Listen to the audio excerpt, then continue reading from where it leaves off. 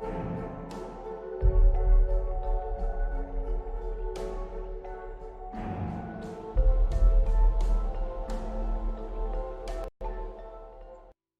and welcome back to Tales from the Grim on this wonderful Sunday. If you were at Gen Con this weekend, I hope you had a wonderful time. If you weren't, I hope you also had a great weekend, and I am grateful to all of you for being here today. Joining me today, we have the wonderful Greg, as always, as well as Susie and Virginia. We are missing Edelyn and Sam, who are, I was going to say across the ocean. Edelyn's always across the ocean, but they are both still at Gen Con and enjoying the last few hours of fun over there. So today we're going to be doing something a little bit different from our normal plans, and we're going to be doing a flashback episode.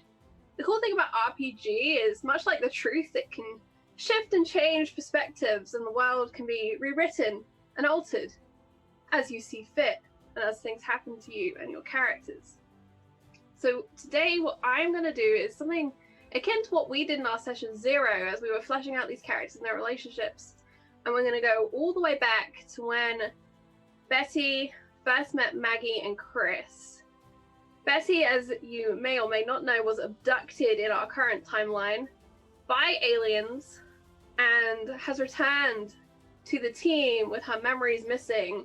So I thought it would be fun to go and explore and fill in a few of those missing memories. And as such, I would like to begin by asking Susie. Mm-hmm. First thing you noticed about Chris? I think the first thing Betty would notice about Chris is kind of just how gaunt he looks. He's got this kind of nervous thin man energy about him, and I think that would be the immediate first thing that she'd be like, oh. I mean, his height too, he's a tall boy, so it would have definitely, because she's a diminutive woman. So him being so tall and so thin and having this haunted sort of nervous face about him, she would definitely be intrigued by that. And Chris, you were one of the first people brought into this team. You were there almost when it was conceived, with Adam Flint in his office as he began laying out personnel folders and files before you to help him choose who would be part of the Skychasers team. When you first saw Betty Thomas's file, you saw the label Interpol picture and the details about her. What did Chris first notice? Chris didn't notice anything. Chris had a pile. He was just being given these files to either, yes, no, or maybe. And when he got Betty's file, he looked at it and immediately started to put it over on the no pile, when the voices that he could only describe as his team, the cards whispered to look again. And as he pulled them back over, I pulled the file back over and began to look through it. The photography is what stood out to him, but he's not sure that's what the cards meant.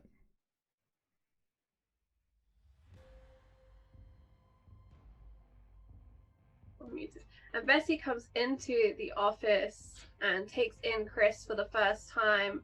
Maggie, you are sat at your desk with a case file in front of you. Adam has told you to prepare yourself and be ready to brief the team as they assemble that Miss Thomas is due in this morning. What is the first thing you read in the file? It's an older case file. It's from a couple of years back, so it's not so much a recent one. It's something they want us to go and look at again, that was looked over by a kind of regular FBI team before, and nothing came of it. But because of the strange circumstances, they want it revisited. Greg/Chris, what is one of the strange circumstances outlined in this case file? It's reports of, for lack of a better descriptor, bizarre geometry, where straight line streets and edges of buildings are warped in vision.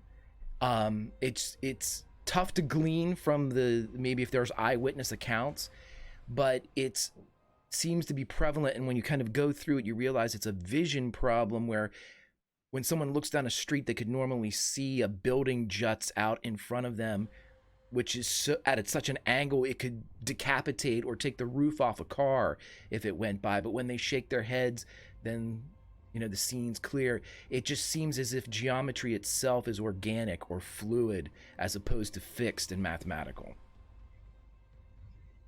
Awesome. Maggie, what is your first impression of Miss Thomas as you see her come into your offices? I guess she does the slightly typical from her CIA days of looking somebody up and down and trying to make a judgment on them, and she's impressed by the way that Betty carries herself as she comes through, because as a woman she knows it's not an easy thing sometimes to step into these offices and be involved in this kind of world, but she tries not to make too many first assumptions before she's spoken to her, because she wants to see what the measure of Betty is when she actually meets her and shakes her hand, and how she conducts herself. Okay, and Adam Flint comes into the office from his office.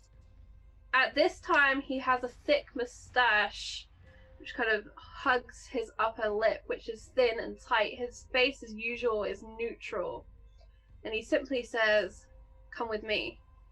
And he walks you down to the conference room, assuming you will all follow. With him, his secretary, who is carrying a case file and a portable typewriter so that she can take notes for your meeting. It's a cumbersome piece of equipment and clearly quite heavy, although she is managing as best she can. Do you all follow? Is there anything you do before you leave your offices? Keeping true to form, Chris, who is awful in social situations, will not offer to take the typewriter. However, he will open doors for the secretary. He just gets it a little bit off. Holds umbrellas but doesn't take luggage. Perfect. I love Chris. So Betty would do the extremely new person thing where she's just clutching her belongings with her, and she will just follow Adam Flint, kind of just okay. I mean, your hat on, your gloves on. Yeah, she's got a little one of those larger handbags. It's maybe a kind of like a briefcasey handbag. She's got that the little brolly, because she always have a brolly. I imagine that Maggie, seeing this secretary struggling with this typewriter, will kind of take it off, and not really without not without saying anything, but just kind of I'll have that. And she says, "If I carry this, you've got to put somewhere to get somebody to get him to get rid of the I don't know what he's thinking." I know. I've been on at him for months, but he just won't. And I know. she tell him that what's her name from accounting downstairs, the one he always flirts with, just tell her she doesn't like men with tashes, and I guarantee you'll shave it off in 2 days. You mean Debbie? Oh. All right, and so you go into this conference room, and it's one of those with it's kind of a newer design, and it's all rich woods and glass, and there's a long table down the middle with chairs all perfectly matched, a great big blackboard across one wall which is perfectly cleaned, a small perfect stick of chalk at the base, and Adam Flint picks this up as if he's about to be a teacher in a classroom, and you suspect for half a second he's about to write his name at the top and the date. But he doesn't. Instead, he writes the case number down, and he turns and says, "Maggie, please lead the briefing." So we have a case file here. Also, welcome, Miss Thomas. Apologies. We have a case file here that's about 3 years old. It was reported a while back of people having strange visions of streets and other architecture, geometry not looking correct. This was reported to the FBI about 3 years ago. It was investigated briefly, mostly because they suspected that it could be drugs related, but nothing really came of it. However, we've had some more recent reports in the last couple of weeks of people experiencing a similar thing, so they have asked us to open it up and take a look again. Okay, Susie, tell me, one of these most recent reports, what does it add to the current phenomena? I think this time there is a hint of physical evidence. They took a picture, and the building itself is not like completely off, but the much like that sunset in Vienna that Betty saw, there's something wrong with the lighting. The shadows just don't quite line up.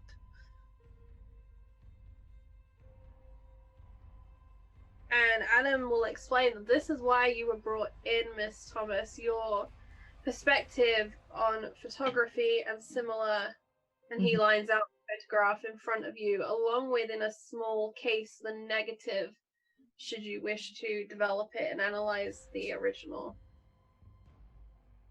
She'll pull out like a little magnifying glass from her little bag, and she'll just start poring over the image and just start looking at it. Are there any other reports of this case? Any other photographs, perhaps? Anything else? Nothing that we've yet been able to get our hands on, but there is talk that a few people have got images like this in the local area. This one is just the one that made the papers. I see. And is it always this specific location, or is this other places too? Not this specific location, but this particular town is the one which seems to be suffering from this. It's the one from the original reports, but there's no specific location within the area. I see. At least that is what we believed until today. And at this, the secretary jumps up from behind her pile of files and she pulls out a map and lays it out in front of you. And on the map, there are 3 additional locations marked with small red stickers. And Adam goes on to explain that there have been reports today of very similar incidents happening in each of these towns. Is there like a pattern to these? Are they all in like a line, or is it like randomly around? Why don't you make a analysis check of some description? I mean, So okay. to apply to it.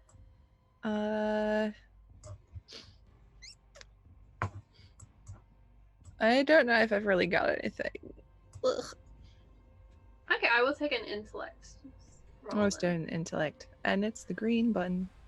It is the green button. That is a fail. You look at the 4 markers on the map, the original town and the 3 additionals, and you don't see a clear pattern such as, a straight line, 4 corners of a square, anything of that nature. As you can see, this is rather alarming, and if it does spread, we fear what could happen in a large metropolis area, such as New York or Los Angeles or similar. How have the public reacted to these visions, sightings, whatever we call it? Has there been a panic, or have people reacted more reservedly? During one of the events today, a man drove into a fire hydrant, causing the street to flood and severe damage to his car. Obviously, if this could be an escalated incident, had he crashed into a pedestrian or a building, so on. Chris, Greg, describe for me one of the other incidents that occurred today. Well, as Chris would come in, he would always be reminded, and he would internalize the incredibly phallic nature of this meeting room with like the long wooden table and Flint up there with like his piece of chalk, and he just kind of presses that down, the teachings of his mother kind of squawking into his ear, fighting for audience space with the baseball card voices. But as he would look down, he wants to check and see and then I'll give you what you asked for. The time of day, sun-wise, like, is there enough of a distance between the towns that they would experience sunrise at a different time of day? Or, are they in different time zones? Is there that much space between them? Okay, so I'm going to ask you to make a cryptography roll. Okie dokie. As you define patterns. Hard success. With a hard success. I will say that there isn't so much of a significant difference of, say, an hour time zone difference, but you would be able to extrapolate that there would be a few minutes difference between these places for sunrise, sunset, those sorts of things. Okay, so since this is before everything, one of the instances that he would figure out would be that the light would have hit each of these towns at the same time, as far as taking into consideration geography and mountain ranges, as he's looking at I'm assuming it's like a topo, like a topographical map, and he's just kind of doing the math as he looks at it, and he realizes that there'd probably be roughly a 15-minute difference between when the light would hit each town. Yeah. Give or take From a few the seconds. two furthest points, definitely. Okay. I'm just making a note so I don't forget. And so describe for me one of the incidents. We had the fire hydrant in one of the towns. The fire hydrants, and then in one of the more rural areas, which prompted a different type of call, a call to the local, not animal control, but the local veterinarian. One of the poultry farmers had an entire house of hens go berserk and had torn into one another, and he thought that maybe something had gotten in there until he realized that they had done it to one another, and he feared sickness. And so this call and this emergency was kind of lumped into the other details of an otherwise irregular day. Perfect.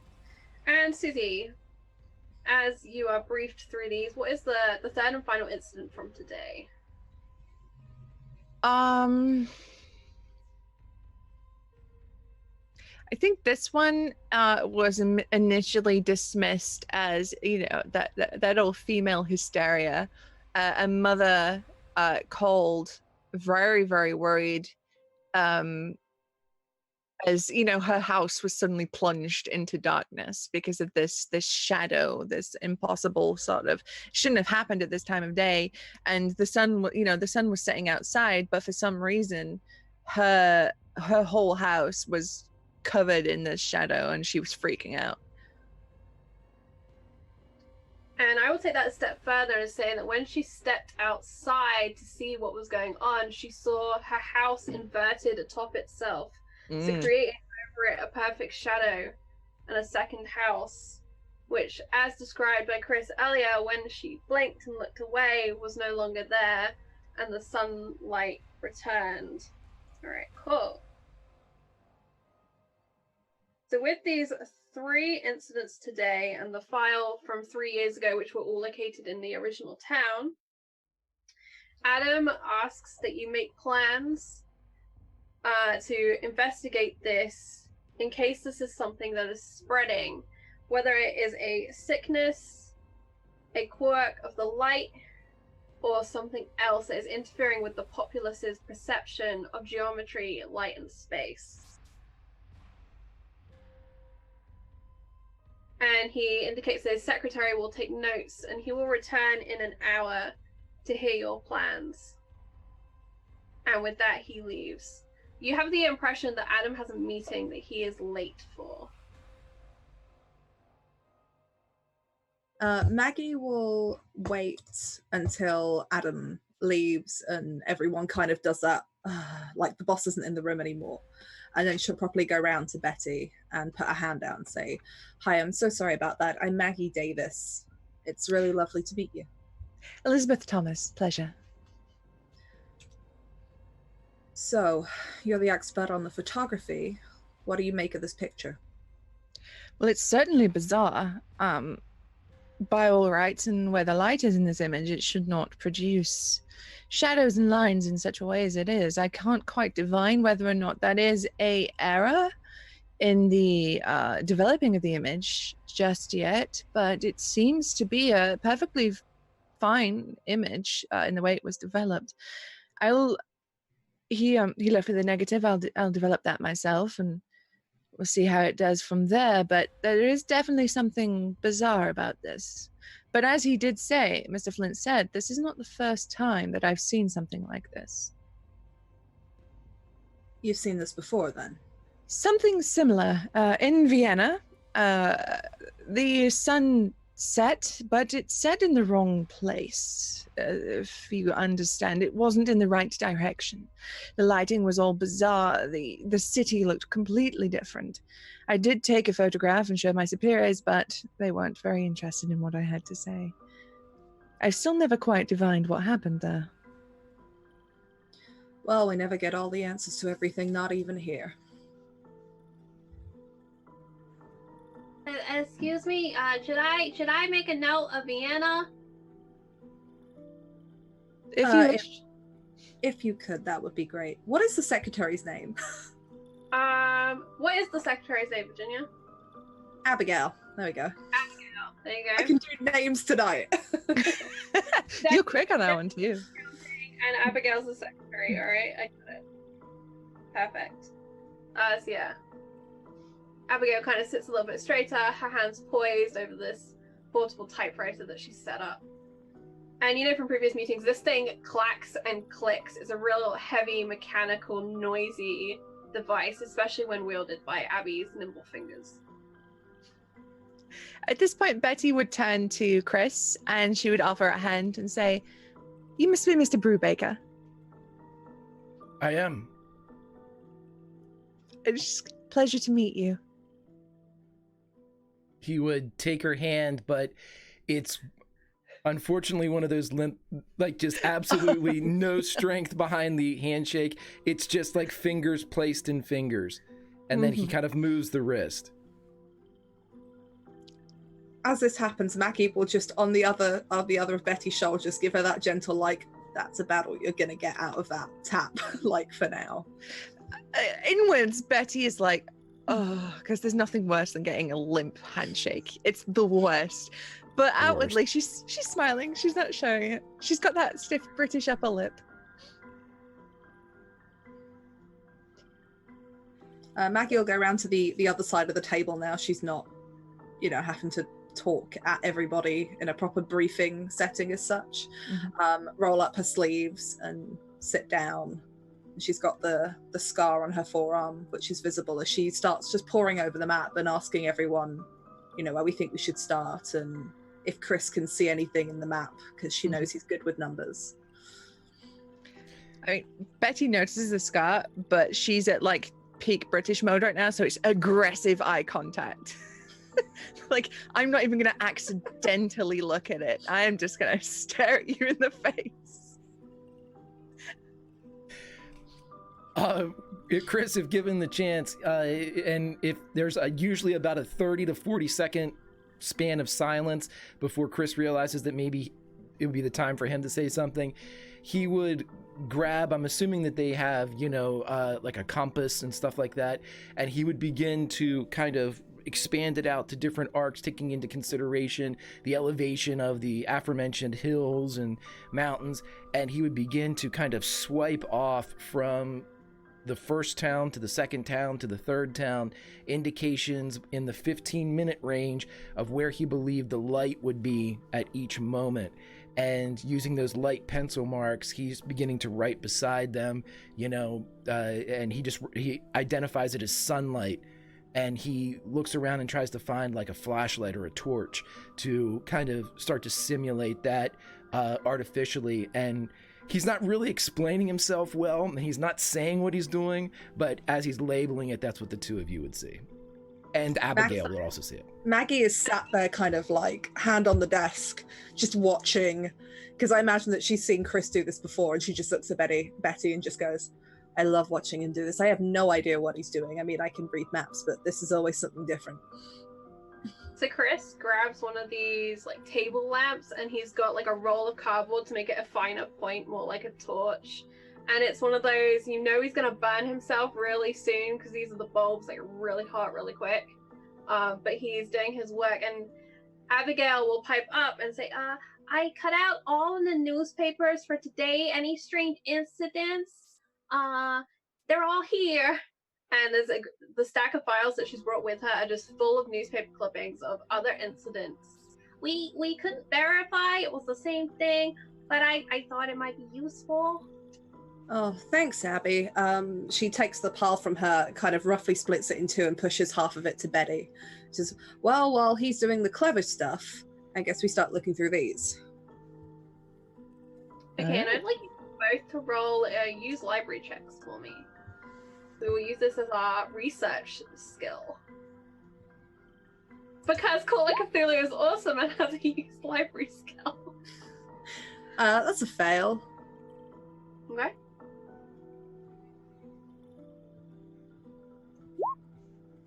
Where did that go? Oh, I've lost my screen.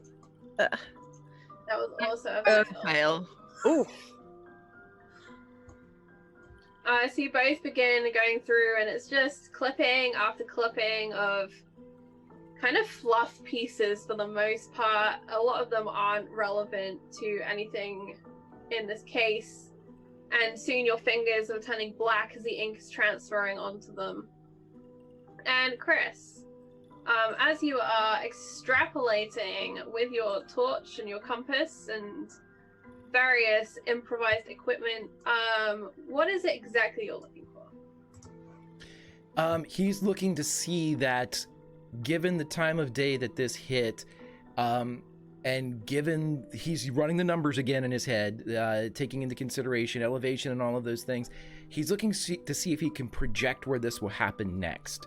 He's seeing that if there's another, even in a completely different part of the country or even world, but he's starting with the country, that would have a similar, like, mountain range, elevation, a similar time of the year that the light would hit a certain... I mean, he's thinking of everything as far as the Earth's position in its ellipse and things that Greg can't think of, but things that Chris just falls right into as he's running the math equation. Yeah. Alright, so that'll be the cryptography roll. And Abby's going to bring you over a box of dot stickers. There's blue ones and green ones, and there's more of the red ones right there. And with that, he would nod but not say thank you. And then he would just start using the stickers.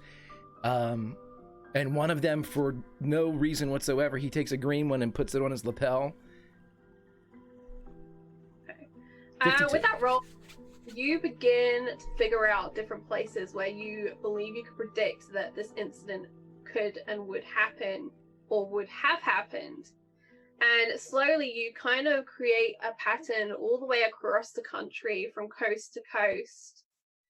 And at that point, you could ask for a world map if you would like to extend as you find a pattern in what is going on.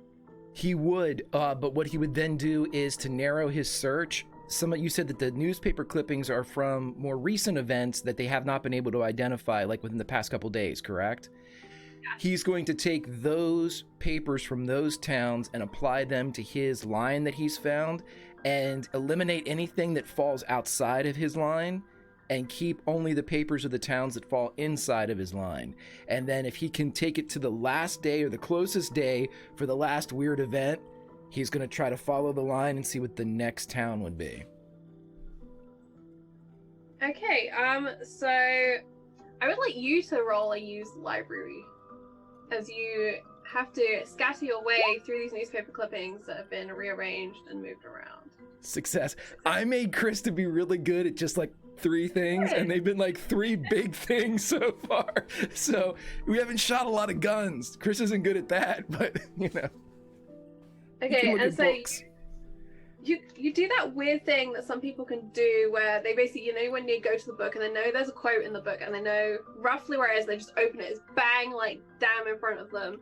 You go to the file, you open the pile, you move 3 pieces of paper out of the way and you pull out the exact one you want, you go back to your map, you correlate, and you lay it down, and you have the name of the town where you believe another incident will be occurring tomorrow at around 3 p.m. based on elevation, and so on and so forth. He would then take the compass, bring the arc way in, and instead of making a hash, he would make a circle around the town, and then write the time beside it in local time, not their time. And as you make a circle around the town, it dawns on you that this is Salem, Massachusetts, just outside of Boston.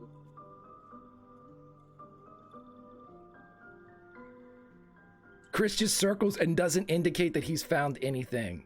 He just stops doing stuff. I'm gonna guess Nope. that Maggie will notice when Chris has stopped doing stuff and just kind of look over him. Have you got something, Chris, or have you got nothing? It's gonna be in Salem tomorrow at 3:30. I told you he was good. It's marvelous. Are you sure? Unless they've Mr. changed Brooks. math. Always sure. I've hardly ever known him to be wrong. Well, I suppose I'll go and order some flights out to Salem, Massachusetts then.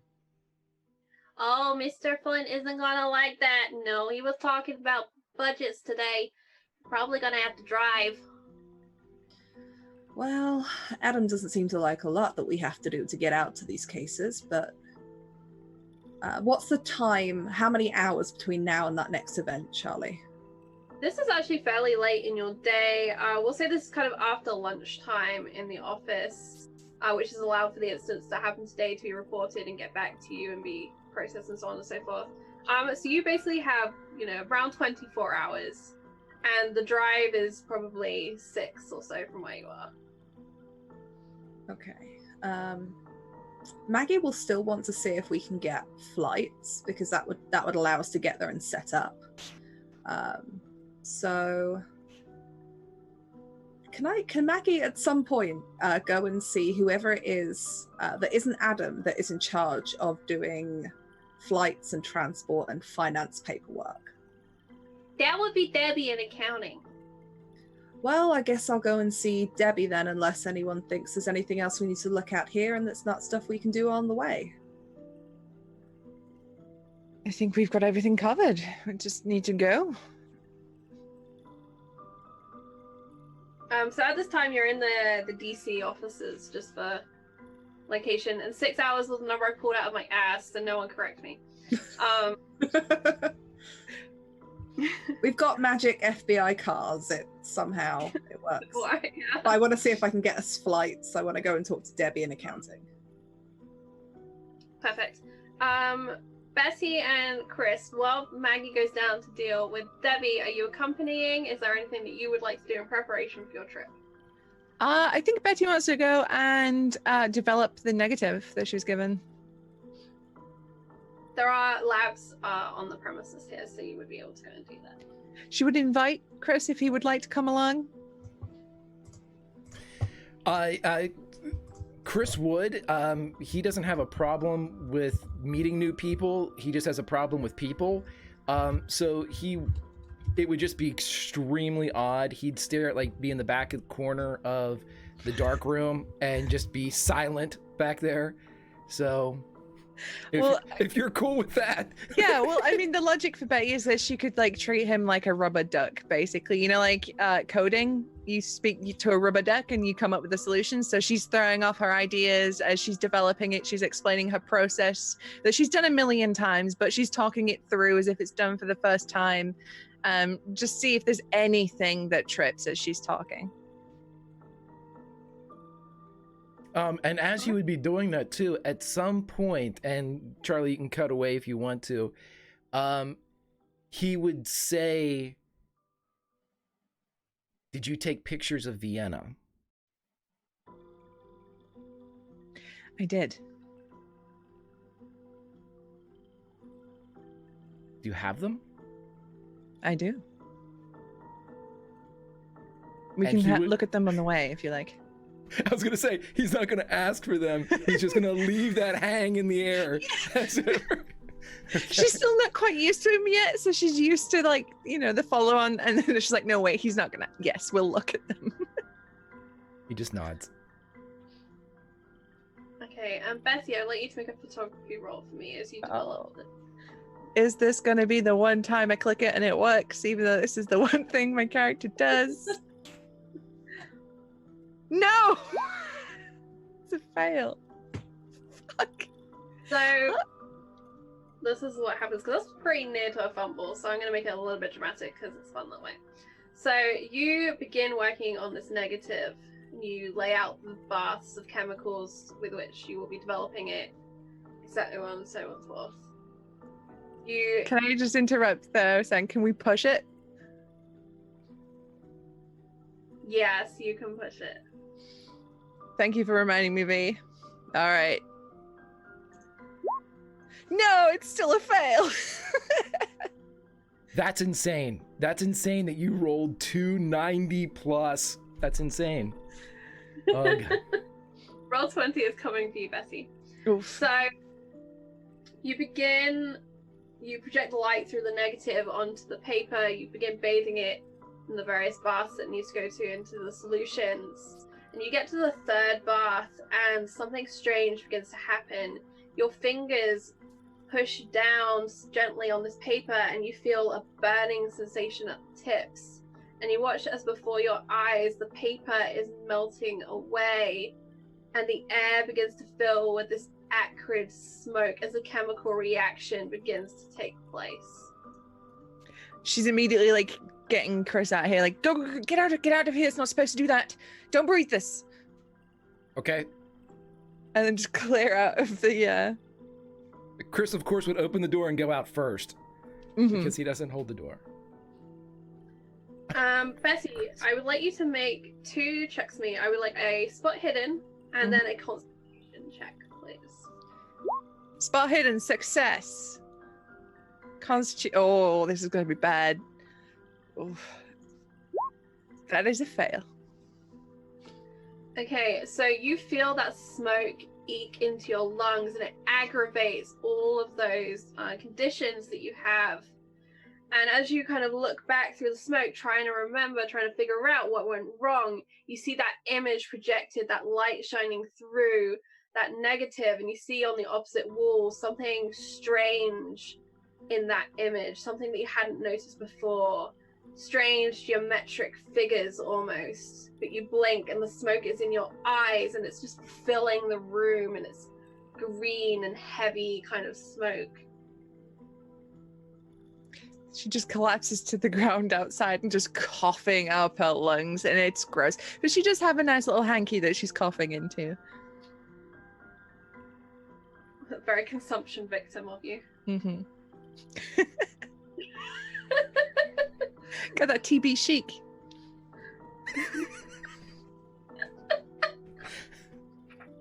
Jesus. And this is how their streaming careers ended. So you come out and you're hacking and your eyes are watering and you are struggling to breathe, down on your hands and knees with your hanky, trying to keep your composure because you're British and stiff upper lip and all of that stuff, but literally suffocating within your own body in this moment. Chris. Betty is kind of down on her hands and knees, got this hanky, clearly struggling to breathe. There is smoke coiling out from under the door, which she closed behind her on her way out. What do you do? Chris would kind of lean over, and as she's gasping and coughing, do you need water? Do you want to get some water? Do you need outside? And she's like, he would go over and then try to find the nearest window or door and open it up. And you know what? At some point, Chris even would figure out, oh, she needs to be outside. And then he would go over and attempt to, like, awkwardly take you by the elbow and shoulder and, like, lift the wrong way and, you know, like, just guide you out instead of, like, support you out. Okay, and outside, Betty, I'd like you to make another constitution roll, please. As you've received no medical attention at this time. Oh, it's a fumble. I'm gonna die in a flashback. Let's go. And this is basically a really severe asthma attack. You just cannot breathe. There is no oxygen going into your body as you are struggling and everything feels constricted, and it's panic, it's fear. Mm-hmm. You've got outside, but now you're in the middle of this quadrangle of grass. There are people kind of walking past, giving you strange looks, not understanding what is going on. And Chris has led you out there. And it's that moment where everything feels so tight in your face and your eyes are just like torn open and you're staring, bulging, and you slowly feel that fuzz at the edge of your vision. Slowly, that white noise pounds through your head while everything else seems extra loud. The crunch of feet on gravel, a bird up in the tree. Chris stood next to you. Chris, you notice Betty continues to be in distress. Chris would, raise his voice. Hey! Hey! To anybody that might be close. But if you will allow this, and this is not something that Chris would prompt, so I'm putting it in your hands, Charlie. Chris, for his shortcomings, he has cards that will tell him when he needs to do shit. And if the cards, if Babe would tell him that something needs to be done, I'd like to do what he might be his very first truth roll, where he's going to try to see if he can. There's looks like, she's in a rain delay right now. He's going to see if he can't clear the skies and make her feel a little bit better. So, is that something that we can do? I like this idea. Yes, I like this idea. You kind of hear that commentary in the back of your head that the team is struggling, that they need a miracle, that they need to call in a ringer. And I let you to make that truth roll for me. Okay, I will reduce it back to what it was at the beginning, correct? Correct. Okay. Yes. I'm only 60 off on that one. Only 60. Can Chris spend sanity that will affect his current day sanity to be told what this is? Sure, I will make a devil's bargain with you. Reduce your present day sanity by 2d6. You can roll it. So I'm not in trouble if you roll 12.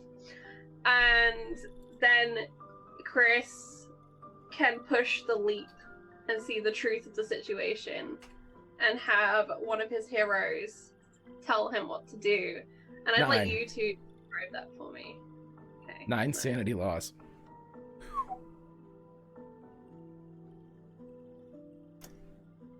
So if Chris would hear anything, he would hear the voice of Babe Ruth. It sounds like he's chewing and speaking around a $50 cigar. Kid, she can't breathe. What you're gonna have to do here is you're gonna have to get her some air, get her some help. So what I want you to do is I want you to dig down deep, kid. I want you to point with that finger out towards the cheap seats. Those are your people out there. Those are the people that believe in you, that spend their hard-earned coin to come out here and see you. And I want you to point at them, and you send them a gift, son. You send them a ball from the Bambino. And that's what Chris does. And Betty, you have lost focus, you've lost consciousness, you don't know how many times, but you come to and you feel air slowly coming back into your lungs, your breathing slowly regulating as Chris uses some deep hidden medical knowledge and some deep guidance from the Bambino to bring you back from the brink. And as soon as you would stop coughing, Chris would look at you and say, "Can I see that picture?" And I think, despite herself, Betty would actually laugh. And would make her cough again a little bit, but she's like, "Yes, you can see the picture. Thank you." And You're with that, welcome. I'd like to cut over to Maggie in accounting, who's performing her own little miracle with Debbie. So, Chris, tell me something about Debbie. She hates mustaches. Hates them. Scared of them. No, she can't. That can't be all that Debbie is.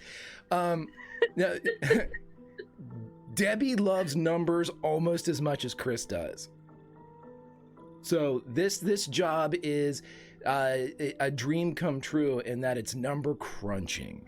And so, given a problem where it's just like you can't do it or you can figure out how to do it with the budget, Debbie will always try to figure out how to do it with the budget instead of just, she's yes and, or yes, let me add that or subtract that. Debbie loves Shadowrun. Okay. Betty. Would you mind telling me something else about Debbie?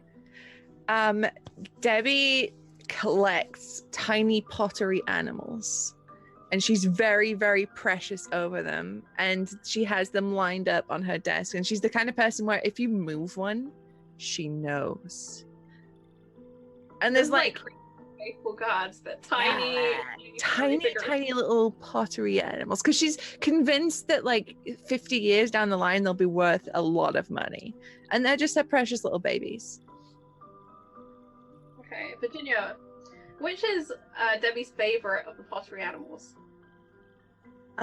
It is a small little like kangaroo with a little Joey in its pouch, and the reason it's her favorite is because it's like the furthest she's ever traveled and got one. So it's like it's the one that she can't, in her mind, she can't replace. That's the special one, and it sits a little bit further away from the edge of the desk than the others.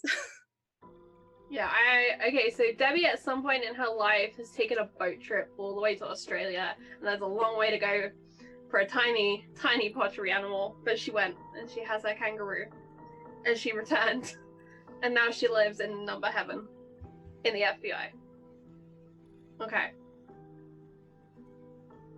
This woman sits with perfect posture, many years of piano lessons, many years of the kind of teachers that would wrap your knuckles with a metal ruler if you weren't sitting straight.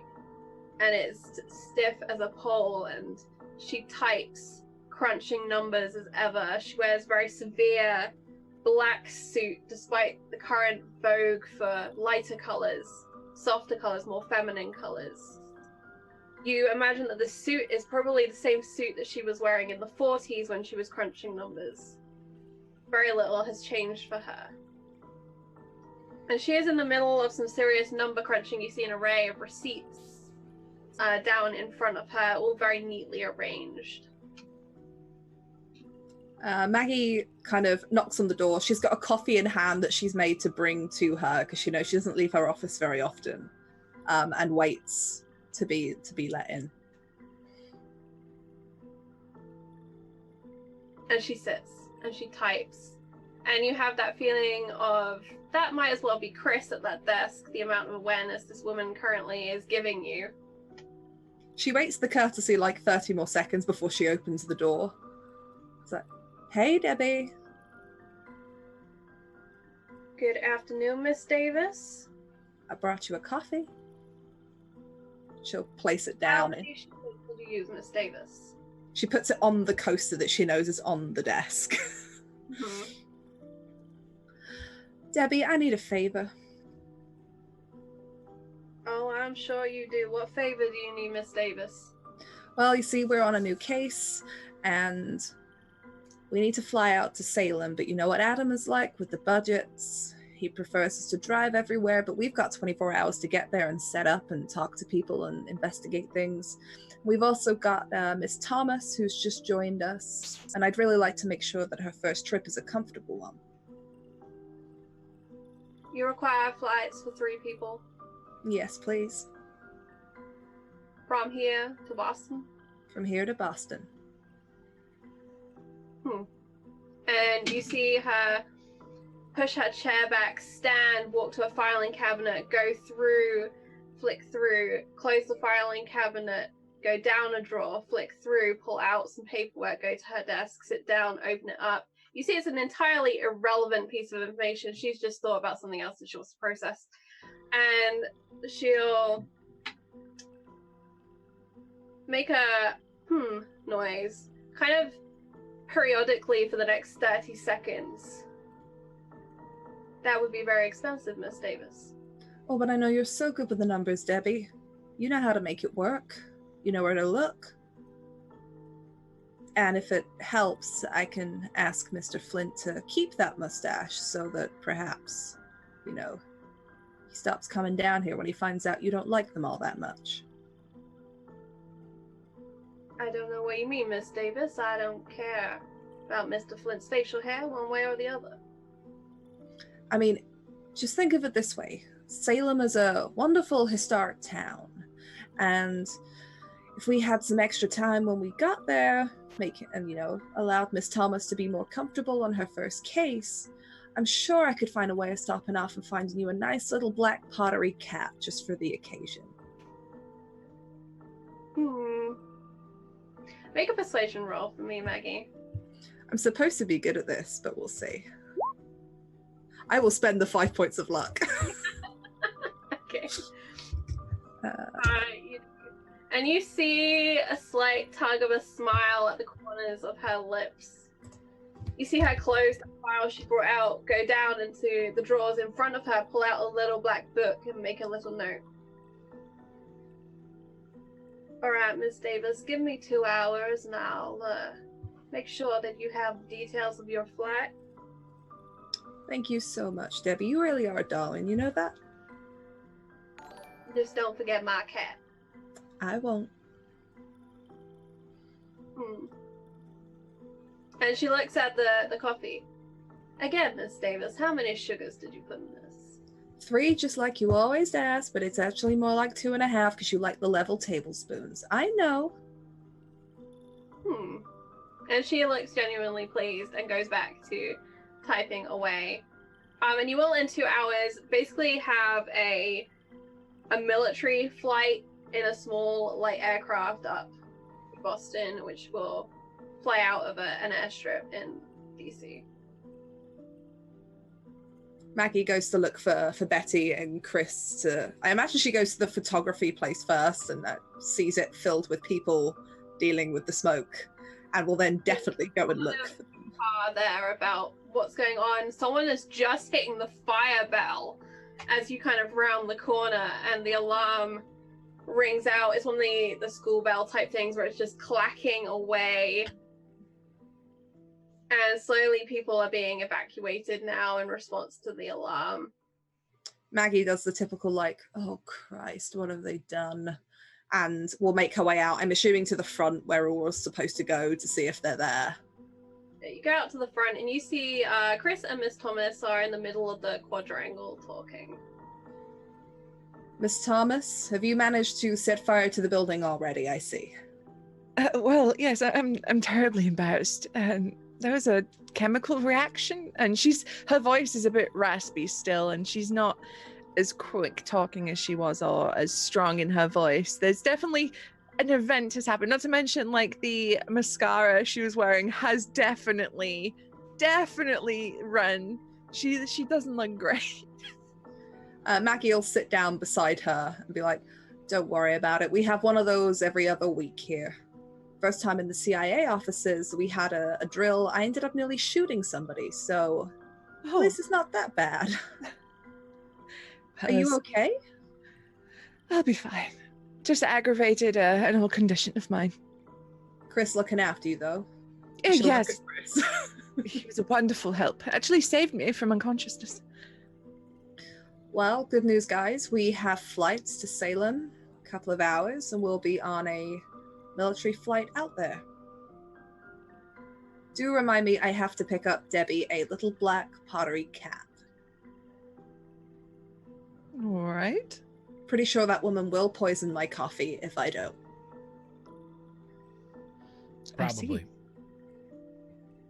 Things work quite differently in the States, don't they? Oh, really differently. This is nothing. There are rules here. CIA didn't really have many of those. I see. You'll have to update me. So Also, we should probably get going with everything we need soon before Adam finds out that somehow I managed to get us on a military chartered flight. He won't be impressed with what that's done to the budget, but... All right. Okay, does anyone have anything they would like to do before you leave DC and you fly up to Boston? Avoid Adam Flint at all cost. Why don't you roll me a D100? Let's see if you can avoid Adam. Oh no. I'll All add. for- 99? Oh. Oh, D100's work the other way. Oh. You turn, having just said, gonna try and avoid Adam, and you just kind of walk like bang into him as he's come out to see his team. Can I try something, Charlie? No, this is Chris trying this, and I'm not good at this at all. But Chris is going to pretend like they're in the middle of a conversation, and Chris, who is like just like always has like a 5 o'clock shadow and then longer hairs that he just missed, he would say, kind of out of the corner of his eye, he sees Flint coming, and he'll say, "And Debbie told me she hates mustaches, so that's why I made sure to shave this morning." Just to try to put him off, like get him, like just like deflect him like a force field. Just try to make him redirect. You know what? Make a deception roll for me. I think that's If the this closest. fails, I know what Maggie's gonna do. Something, either deception, performance, something along those lines. Okay, let me see which is the least terrible. I guess you won't take like a psychology, would you? Or how about fast talk? Fast talk. I will take a fast talk. I know what Maggie does in this case then. She turns round and Flint is like behind her. Instinct kicks in that her brain goes, "There's someone standing behind you, this is dangerous," and will like lash out to whoever it is to just put them on the floor. In that instinctual, like, someone is behind me who shouldn't be there. Okay, make a fighting brawl check for me, or a dex check, one or the other. I'll go with Dex because it works better for me. Okay. Oh no, Roll20 does not love me tonight. Is Chris, you make the comment about the mustache, and Adam has a moment of self-consciousness, and he kind of strokes his Can upper I lip. use my advantage, Charlie? I forgot I had one. Yes, you you you can. just received another one. Kitchen just sent Oh. another advantage in. So you. if you'd like to do it now, go right ahead. Not even a little. I'll spend the 4 points.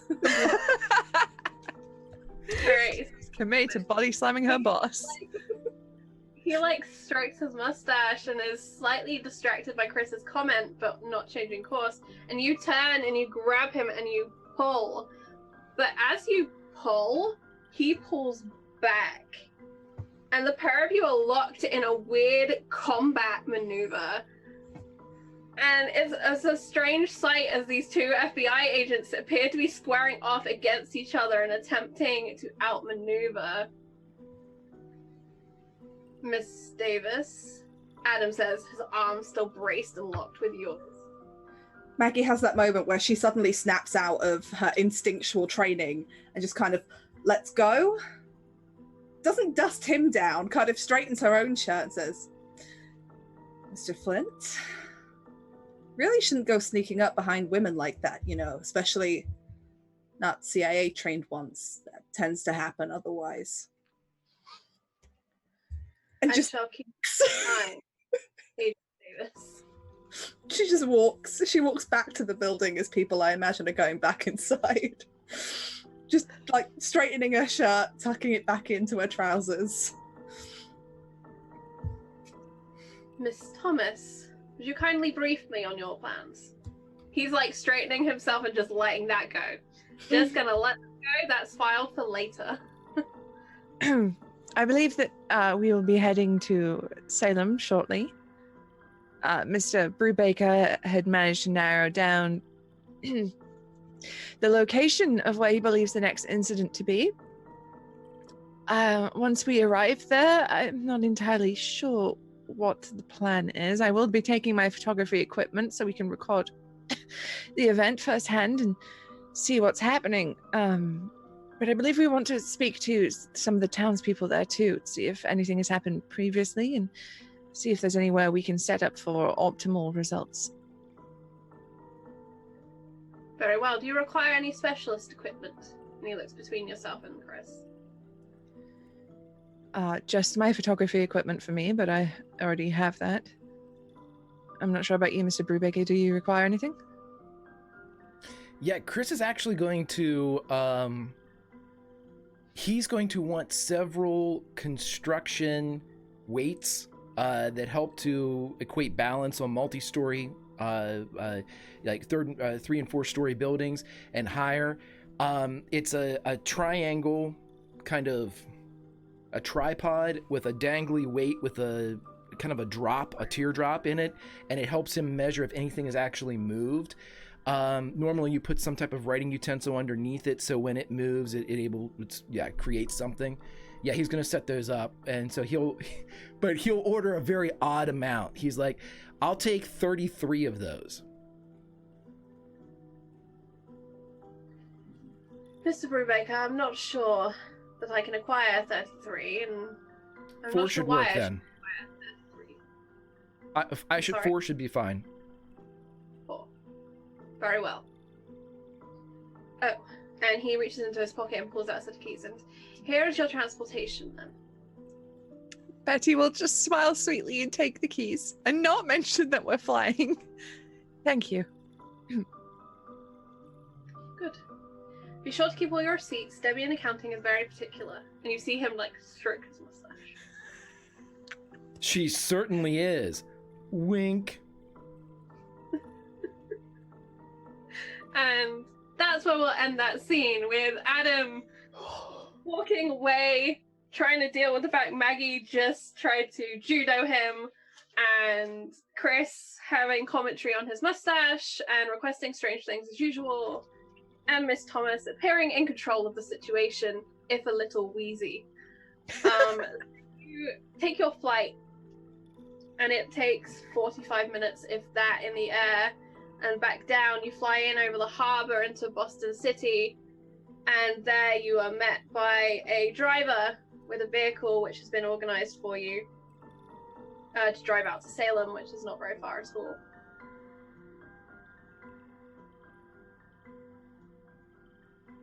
It's probably, I'm gonna say, kind of late evening now, 7 or 8 o'clock in the evening.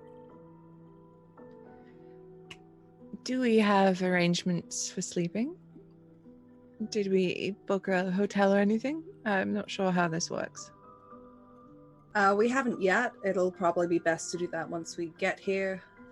Sometimes hotels can get funny, seeing where the money's coming from. But I'd like to get a lay of the town to make sure that we're okay here. Make sure we don't have to stay a little further out. I think perhaps going to visit the local sheriff's office or police station would be a good start. See if anyone's been reporting anything weird. Okay, and I think it should be known that Betty doesn't drive. She can drive, she doesn't. I'm imagining you, like classic Miss Daisy, just go straight to the back door, opening She it up. just gets in the back and sits down. Maggie definitely gets in the passenger seat, and there's a bit of her that kind of wishes she was driving. But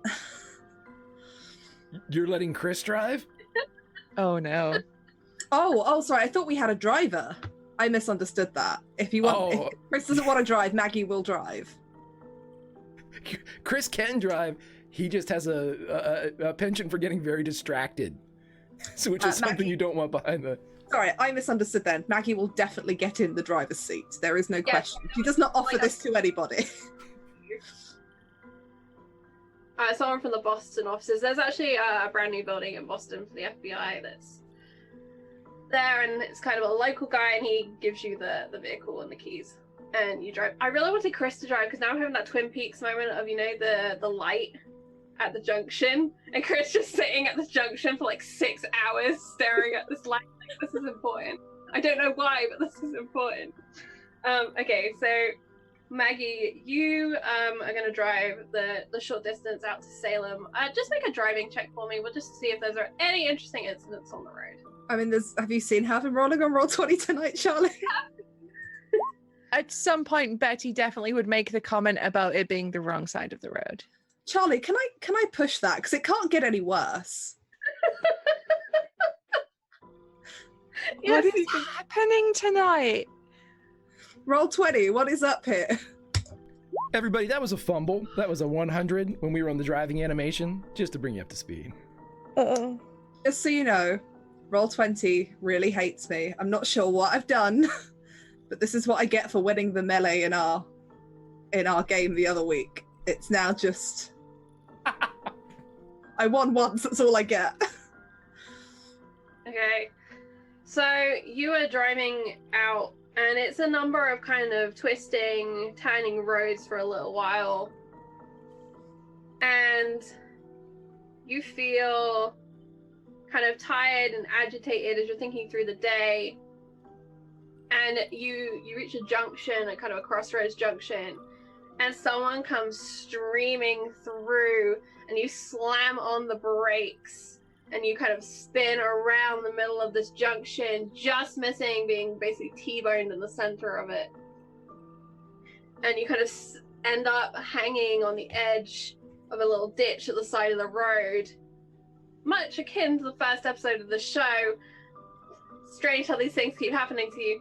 And the car is fine. Unfortunately, no seatbelts in these vehicles, so I would like your passengers to please make dexterity rolls. Unless they have something they feel would apply, cryptography will not apply, Chris. Do I have to make one of these too? No. Okay. I'm just going to take your drive test.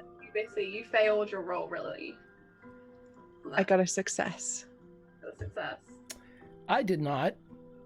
You did not. I'm sorry.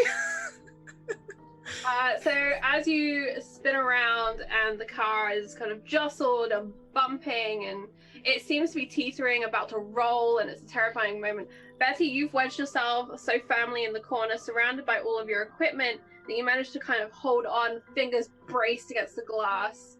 Chris, meanwhile, you are kind of launched forwards, head towards that windscreen, the limbs just kind of everywhere because Chris is that kind of guy. And I'm going to say that you take 1d6 physical harm from this. And I will let you roll that. Oh, good, because Roll20 isn't like out to get us. See, this is what happens when Eric isn't at the helm for me. 4. He's in Gen Con. Thanks, Eric.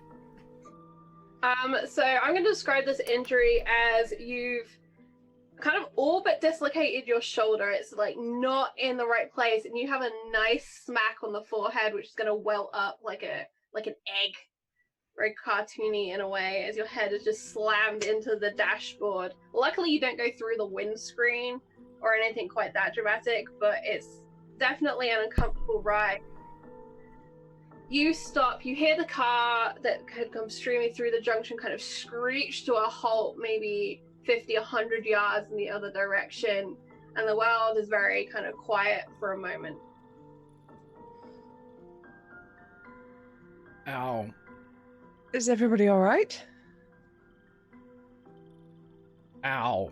Maggie is in the driver's side seat, swearing and shouting. Like, it's just swear words is all that's coming out as she tries to like push the door open that I imagine is a little bit like wedged at the moment. But she's gonna try and get out of the car to get everyone else out. Mm-hmm. She eventually like gets it open, swears again, pulls open the back door, like grabbing Chris by like the back of his blazer, like trying to help him back up in the seat, getting him out, and then we'll offer her hand to you, Betty. Should take it. Just kind of pulling you out, checking everyone's okay. And you said the other car stopped, right? And just for positional awareness too, Chris was in the back seat with Betty, but he ended up in the front seat in shotgun, you know, right behind like the glove compartment. Maggie's going to start going towards the other car that was driving stupid. I'm going to pretend this was not Maggie's fault at all. That's where I'm going with this. But she just starts shouting like, hey you. As you call out, you hear the clash of a glass bottle being kind of thrown from the driver's window, and they put their foot to the floor and the car peels off There's a hollering and a whooping from within the car. Can I get the license plate number? Sure, make a spot hidden for me.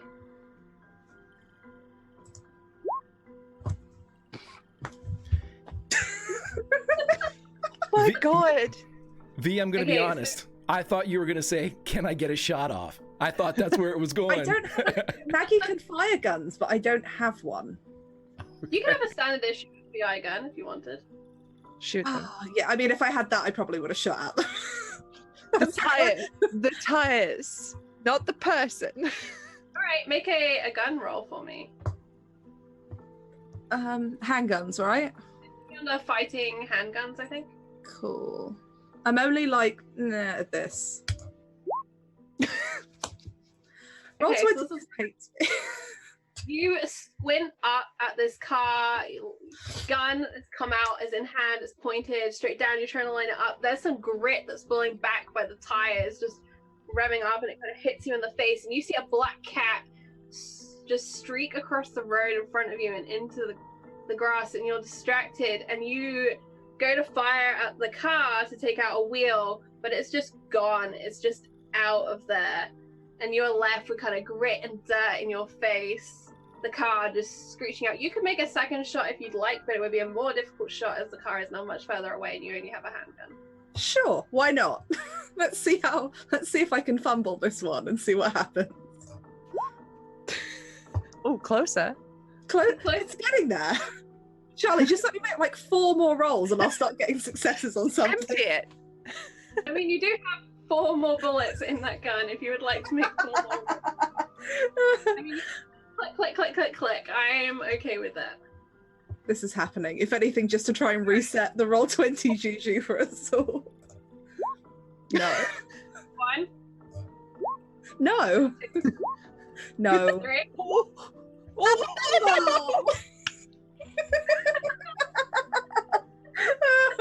That was worth it for that. And there's a shower of glass down the road. Did you take out one of the street lamps on this road? There's just a lot of swearing from Maggie. Like, this has tipped her over the edge in terms of her temper.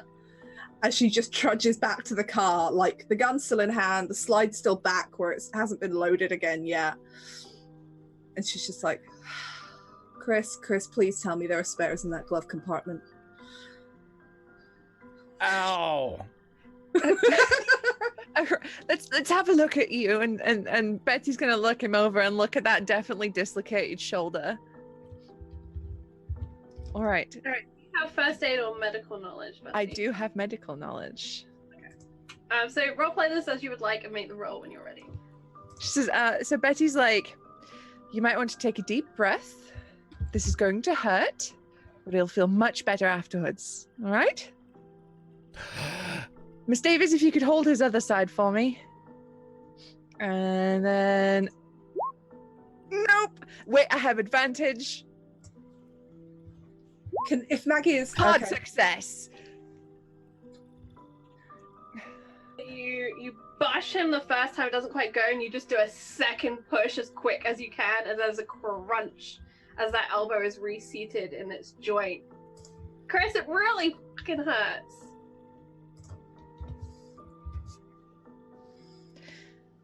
Ow. And that's Try all not- you would... And Betty's like, try not to move it too much, but it will feel much better after that. It's back in its position now. It was dislocated. Okay. All right. Are we ready to get back going? Well, we're going to have to get the car out of the ditch, but yeah. I swear, if those assholes happen to live in Salem, I won't miss next time. 7 times a Correct. charm. Make a truth. He just shoots you a look. He counted the shots. I mean, of course he did. You know? That's why she gives you a look. It's just like, I know I missed. I know I missed Chris. Do we have to try and get the car out of the ditch now? Greg needs to make a truth roll. Well, Oh, but I'm Chris sorry. needs Truth roll? to roll for me, please. Okay. I can't This is see what through the pain.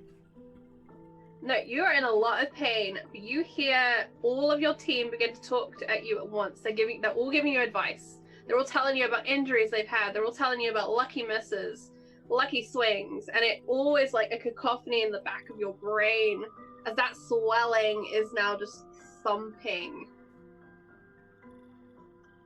And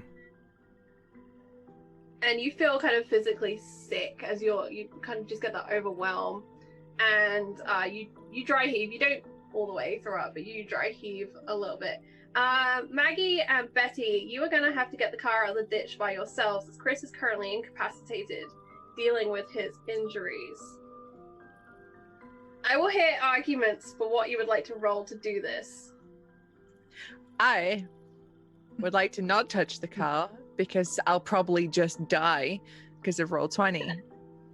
But what I would like to do is with my little cardigan, I'd like to flag down another car that has maybe like a strong looking man in it and do that whole, oh, help me, I'm such a weak, feeble lady. I need a big, strong man to help us.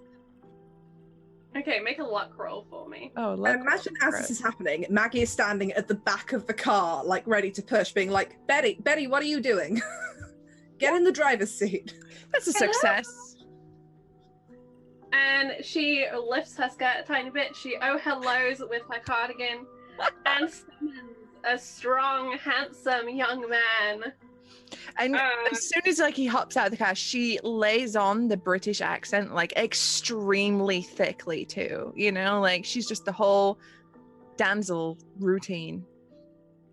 You are the most British of damsels to ever have British a damsel here in the United States of America. And this guy is like 6'2". He's like a handsome Hollywood type. And he kind of looks at Maggie and he kind of goes around the back and he offers some brute force to assist. And with this, I'm going to say it's an easy check, and Maggie, you can make the roll at advantage. I will take strength. Yeah, Maggie is at the back. She's like, I'm not going to go sit in the driver's seat. I'm going to push too. I can do this. She's not entirely sure why Betty has flagged someone down, because in her head she's like, we could have done this. We didn't need a man. The strong dude whose name is going to be Hudson, because I can't think of anything else right now, is going to suggest that Betty, you get in and you do what he needs you to do with cars. And Maggie rolls up her sleeves and puts her back into it, and it's definitely going to fail this. Oh, advantage though. Advantage. I kind of want to push it though, because. Okay, do advantage, and if you fail that, push it. Okay. All right, I'll push it.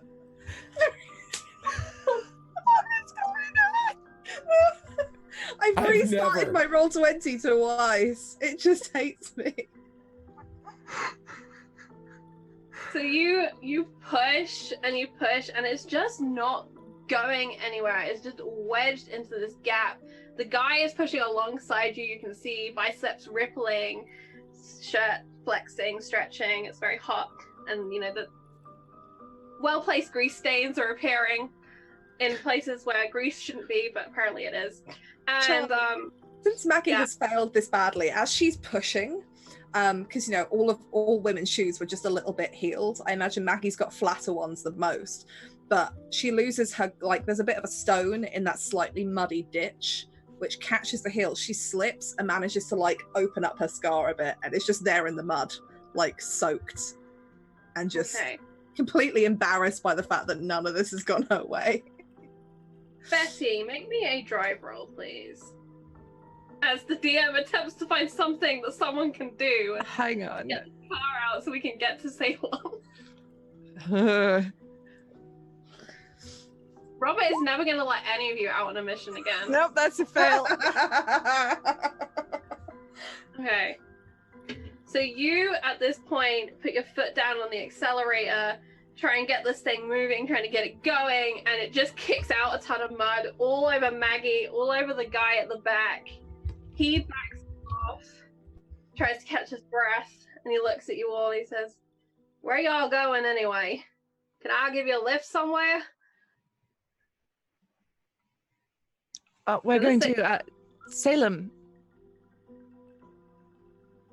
Oh, that's right, pretty how you said that. Say that again. Salem. I can just listen Lord. to that all day. I would gladly accept your offer, though, of a ride if you're willing. Well, we're only about 4 or 5 miles outside of Salem. I think we could do that. And she fixes him the sweetest smile she can muster. She says, that would be wonderful, thank you. And he pats Chris on the shoulder on the way past, and then goes to help Maggie up out of the mud. She does not accept his help. Like, I imagine he reaches out and she's like, I'm fine. I am fine.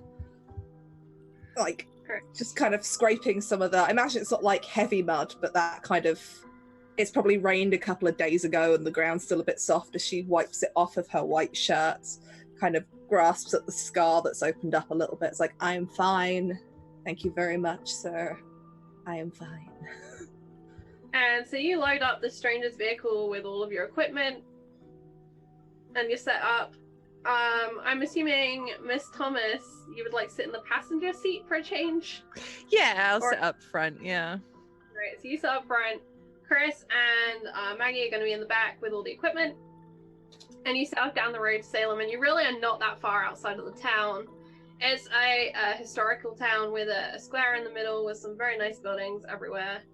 And you pass along the way a small sandy beach, which looks out, and it's dark, but you can see the moon is just glinting off of the water out there. And it's a calm and peaceful night. He points out to you kind of like a tow place, auto repair place where you could probably find someone to go and get your car for you. And he asks, what brings you to Salem? Oh, we're here for work. And she doesn't elaborate what that work is. But she would mention she's a photographer, right? It's pretty hard to disguise that equipment. And so she would use that to actually lead in and be like, oh, we're also photographing the local area. And have you seen anything remarkable around here lately? Anything that would be a striking photograph, perhaps? And he kind of looks you up and down in the passenger seat. And then he turns and he points out a couple of local landmarks to you. There are some very old houses here, quite a few notable historical landmarks. And he says that, he thinks they're all worth a picture. They are, but they must have been photographed a million times over. Have you seen anything like bizarre, remarkable, anything out of the ordinary? And he thinks, and nothing very much comes to his mind. He did see some interesting tourists down on the beach yesterday. They were wearing bathing suits that basically covered them from head to toe. It was like nothing he'd really seen. And she's just smiling and nodding. It's that sort of like, it takes all sorts kind of thing. Mm-hmm. It's about as good as it gets.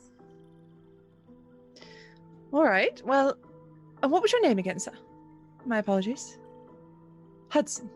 Well, a pleasure to meet you, Hudson. Thank you very much for your kindness and your assistance. Where should I drop you then? Just outside the sheriff's station would be wonderful. And he kind of looks at a loss about where to drop you. And he ends up dropping you outside of it's not quite like a sheriff station or a police station. It's kind of just like the local neighborhood watch type house. It's like as long as it gets here. Thank you very much. And she'll hop out of the car and wait for these two. Maggie will get out with the equipment with Chris, I guess. Yeah, Chris will get out, and the only thing that he'll say to his friends, we got to make sure we get a receipt for the towing. Debbie's going to be pissed as he walks by. Looks like I'm buying Debbie two pottery cats this time. Well, All right. Looks like this is the most we'll get in terms of local law enforcement. Should we go make an introduction? I think we should. That's a shame. I really do like scaring law enforcement officers.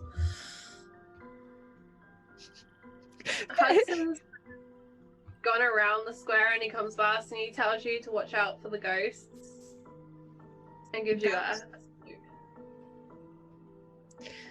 All right, well, apparently there's ghosts. Wonderful. Well, can't get any stranger than that, can it? Apparently not. And there is an uneasy feeling as this town feels strangely empty.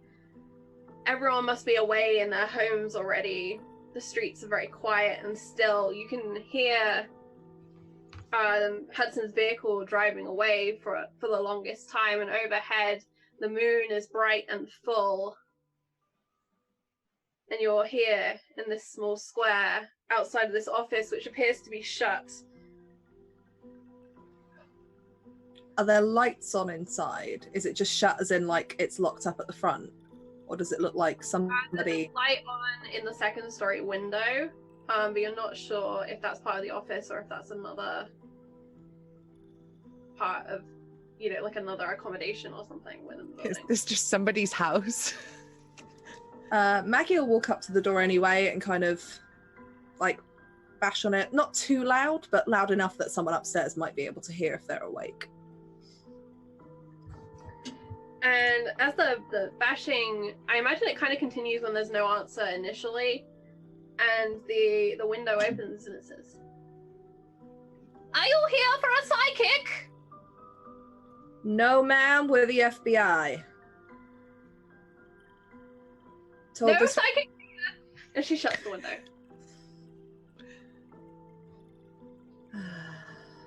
How is this door locked? Is it like old country style, barely locked kind of thing, or?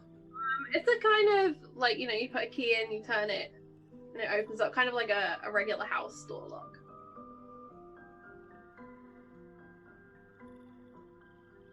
Well, that was weird. Who has the best hearing? Your listen check numbers. Mine's 45.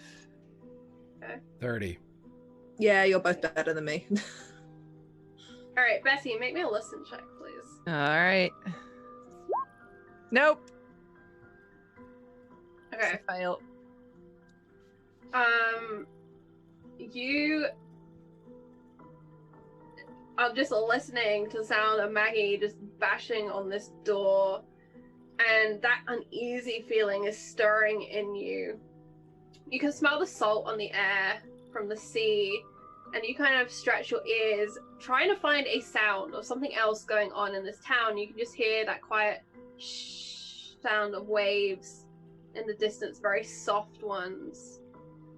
And then you hear a yowl of a cat far off.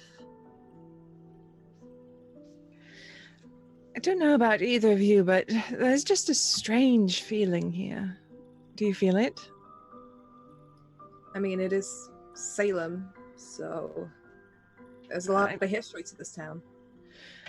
I must admit, I'm not terribly versed on the history of all of America's small towns. You're quite a big country. But there feels something here. Something, I don't know. I can't quite put my finger on it. Well, I'd quite like to find out why that woman upstairs was so unwilling to speak to us. Which? Chris says. And then you hear the back door slam and the sounds of running feet. Maggie takes off in that direction. Okay. You take off running. The street is slightly uneven, but it's not the worst for running on. Having run through a Salem street, it's not the worst. It is a place where the streets are kind of not perfectly gridded up, and there are kind of strange little alleys here and there. and you see this woman running through the dark. She seems to be wrapped in some sort of fabric that she's keeping tight and around her. And make me some sort of athletics style check. I don't know what that would be. Is there one in like my characteristics that would work? Let me have a look. Probably. This is the problem with playing so many different systems. I can't remember all the things. Go for like Constitution, just for the sheer like keeping up the run. Let's do either.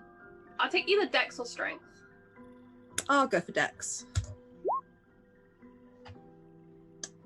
It's not meant to be. Not meant to be. I'll push it. All right. Okay. Push it. All right. You see her round a corner into a wider avenue down the side. It's an avenue lined with a lot of large houses with walk-ups. Several lights are on. And there are people here, and you're sure that you can't lose her in this street. But then suddenly she peels off to the left, down this cut-through that you hadn't seen. You turn to follow, and something happens, and I need you to make a sanity roll for me. Oh, I'm looking forward to this. Oh yeah! There it was. Roll 20's been waiting this whole time. It's like we know what's coming. You turn to follow, and in the center of this alley, it's as if the buildings have warped. They're jutting out at strange angles.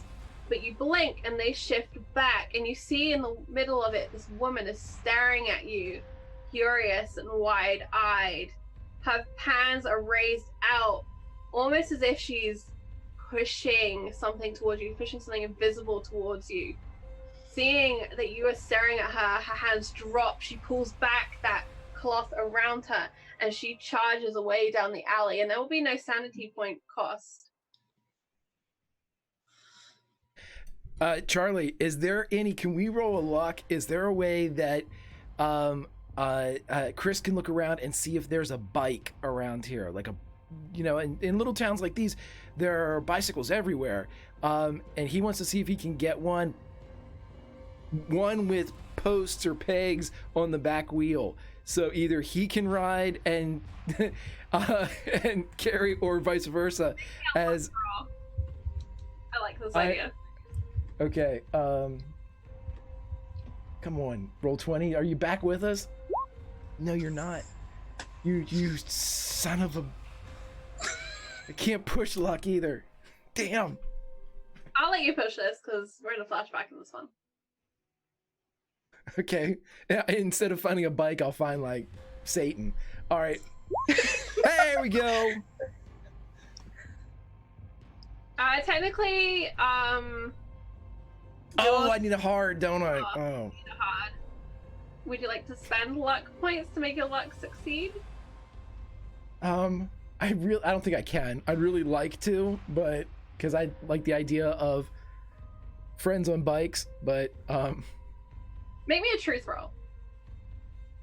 This is not good though. Okay. Oh, it's not good.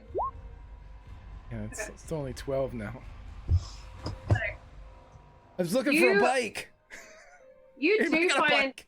a couple of bikes chained up outside of a building nearby, but the problem is that the chain is locked and it's well secured, and you know it's going to take you a while to get this undone. And you try and reach for the truth, you try and figure out a way around this quickly, but nothing comes to you. Your head is still throbbing from that injury, and Maggie is long out of sight as she has disappeared down a street. Betty, Chris has run to find some bikes, succeeded in finding bikes, but not ones that you can currently use. What are you up to as Maggie has jetted off after this runner? Betty's just kind of like, she doesn't know what to do. She's kind of stood with all their gear, like all their equipment and stuff, like on the street in the dark. Chris has run off. Maggie's run off, and she's just kind of, I think, would like shout after Chris and be like, "What are you doing?" Look for a bike. Maybe your luck's Why? better than mine. How are we supposed to transport all our equipment on a bike? This is how we do things. One of us runs off and the other finds a weird mode of transportation to follow. Quick! All right. I'm gonna try and find a weird mode of transportation to follow. Roll for me. Let's roll some luck. Let's see. I find some weird mode of transport. You are turning around, you're looking around everywhere, and you see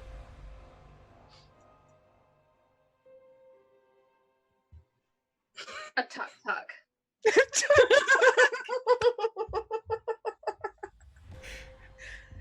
Okay, I'm gonna ask, what's that? So a tuk-tuk is kind of like a bike at the front and then like a little cart at the back type situation. Oh, okay.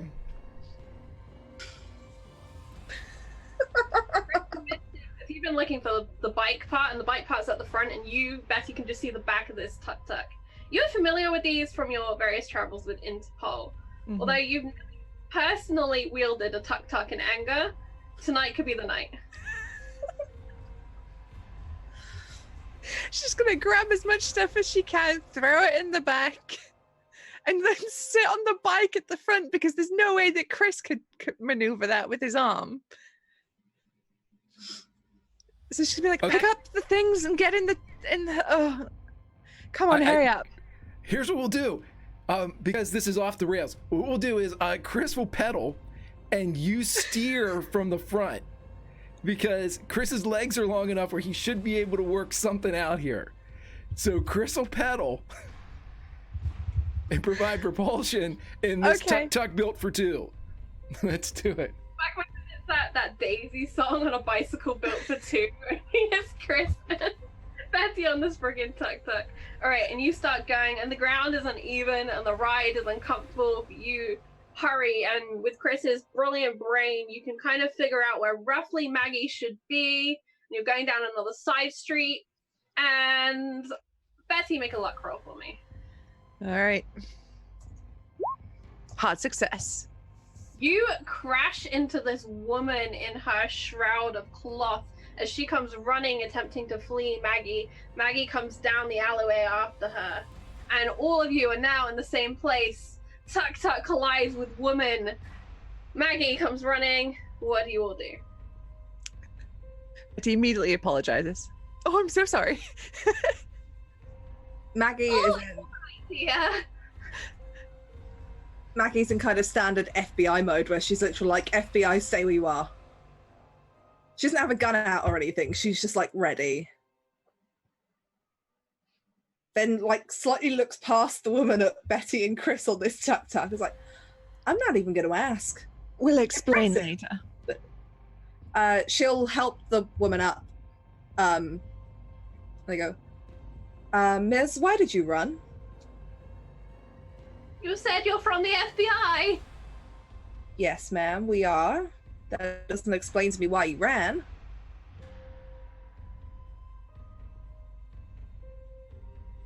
Because I know. You know what, miss? I know about what's happening. And what I've would... seen- The light in the world is changing, you know. Ma'am, Shifting. why don't we go back to yours and you can tell us more about this? No, we can't go back. The cards, they told me. The cards. When the King of Swords comes to your door, you must leave. I'm sorry, ma'am. I don't think any one of us here is a king. No, you are. You're the King of Swords, Maggie Davis. I'm sorry. We haven't met, have we? Before. No.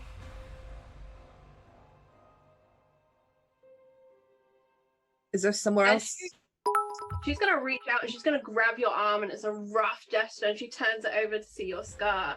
Says, doesn't glow yet. Will now. Mackie just looks at the like Betty and Chris, really confused. Ma'am, is there somewhere a late night diner, a cafe that we can go and talk and maybe make sure that you're okay? Heavens no. This is Salem. Nothing is open after 9 o'clock at night. Well, is there somewhere we can go? And she looks to you, Betty, and she adjusts, and you can see it's one of these heavy patchwork quilts that she's wrapped around herself. She kind of adjusts it, and she looks at you really hard. Where are you from? England.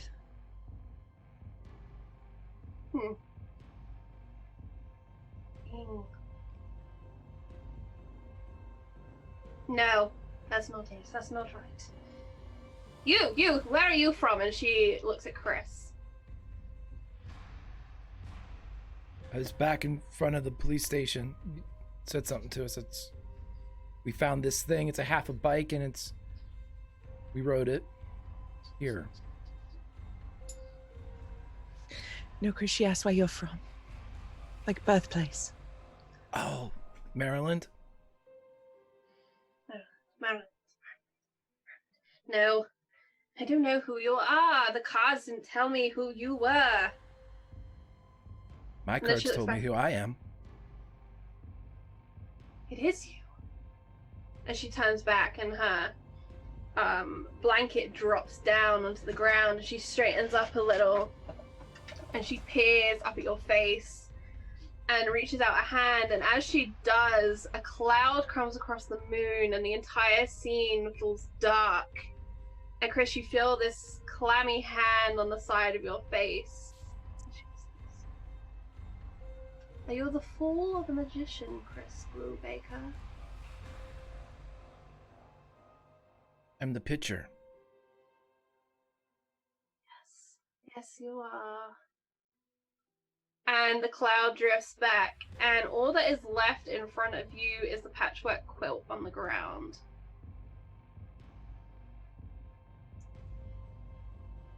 Where did she go? I'll pick up the shawl. I'm sorry, did anybody else just see what happened there, or am I losing my mind? We'll find out in a second. Actually, let me correct that. Instead of a sanity roll, make a power roll for me, please, Maggie. Oh, okay. Yes! The fail streak is over. In your mind, Maggie, you hear her voice, and she says, they're changing it. Time, light, changing the world. And soon everyone will find out the truth. They won't know until it's too late. The government are trying to keep it quiet.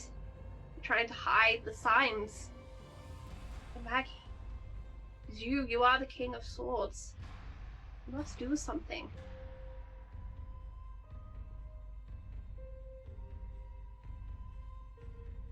You see Maggie for a minute, she's just kind of, it's like she's caught like something's caught her attention, but she can't quite figure out where it is, and she's looking around. And once the voice goes, she's just like,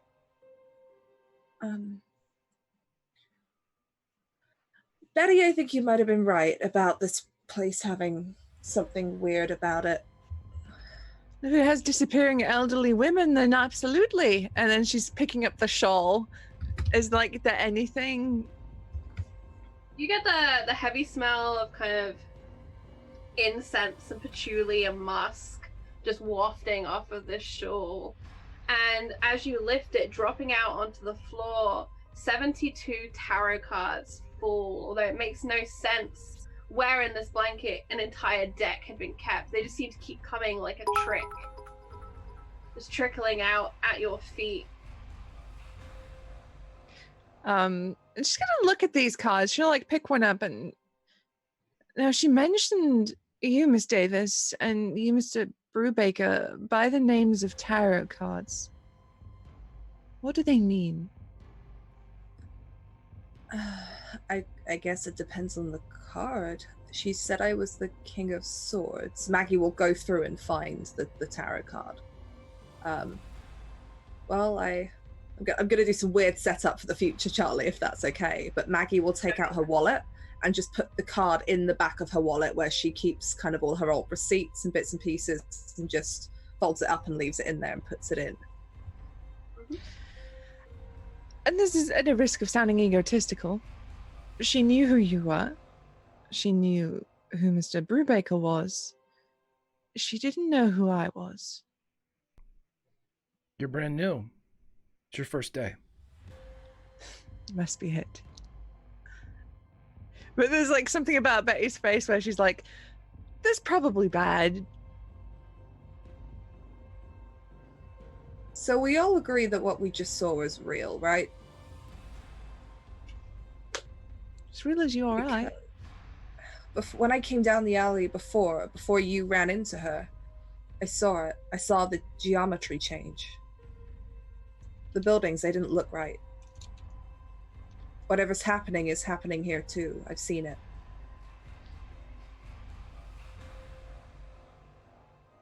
Chris looks around at that because there's no sun, there's no light that had been, evidenced by what he had read about the Vienna incident and what he had gleaned from the photograph. And as he looks around and doesn't see the light, he starts to reevaluate his equations, which isn't good. I'm wondering if it might be best, since we've got nowhere to go and everywhere seems to be closed, going back to whoever that was, back to her place. I mean, much as I'm inclined to believe that there are strange things going on, I do want to make sure that this woman just hasn't got some leaked FBI files sitting up in her house. You'd be surprised. Well, we definitely have enough evidence for probable cause. Yeah, cause for what, though? Not sure. Should we find out? I mean, there are many things that are a crime, and there are many things you can turn into a crime. I'm not sure that disappearing into a blanket and a pile of tarot cards is a crime. Could we perhaps spin it in a way that she was escaping custody? Well, I mean, she was never really under arrest. Oh, this is going to be a very long report we're going to have to write. Let's hole up at her place for the time being. She said herself she wasn't going back there. Mm-hmm. And it's not like there's law enforcement in this town to argue with, so... Ghosts. Do you know, as far as first days go, this has been quite eventful. My apologies. All right, and then Betty makes her way back to the tuk-tuk. Do you take the tuk-tuk back? Yeah. Maggie will walk it back. Chris would absolutely climb right back in, assume the same position of peddler that he had before. That's just what you would do to get from here back there. Yeah. Maggie will bring the blanket and the tarot cards with her, though. Okay. Do you pick up every tarot card? Yeah. Okay. Pick them all up. Take them with you. How do you... Okay, so important question. When you collect them up, do you kind of dump them onto the blanket and use the blanket like a swag bag? Do you deck them up into a neat pile, put them in a pocket? She puts them all together. She kind of picks them up. She'll take the blanket and carry that under her arm. But as she's walking, it's kind of... She's let the other guys go ahead so she can... Because she's going to be slower on foot anyway, so she can kind of take a moment about the weird voice thing, because it's been a while since she's had that happen. And she's just going to be kind of like rifling through the deck and doing that thing that people do with cards where you get one that's the wrong way. It's got the back facing towards you, so she flips it over and goes through it. She's not familiar necessarily with a lot about tarot cards. I'm sure that her like great grandmother or something had once claimed to read them, but it was probably a lie. But she's just kind of going through and putting them the right way up, just as a habit and something to do as she thinks about what the hell just happened. And she starts questioning for a little bit her sanity again, because it's been so long since she's heard a voice. And as you shuffle and sort and tidy, you hear it again. This time it's not directed to you, it's just thoughts. You didn't tell her enough. never going to find it in time. I can't tell her about that. Too much. It will break her mind. Can't go back. You know what the cards said. You can't go back. As soon as the voice kind of stops, Maggie will grab whatever card is on the top as it happens and kind of look at it, and she'll be like, who is there? Where are you? And as you look at that card, the card in your hand is the Wheel of Fortune.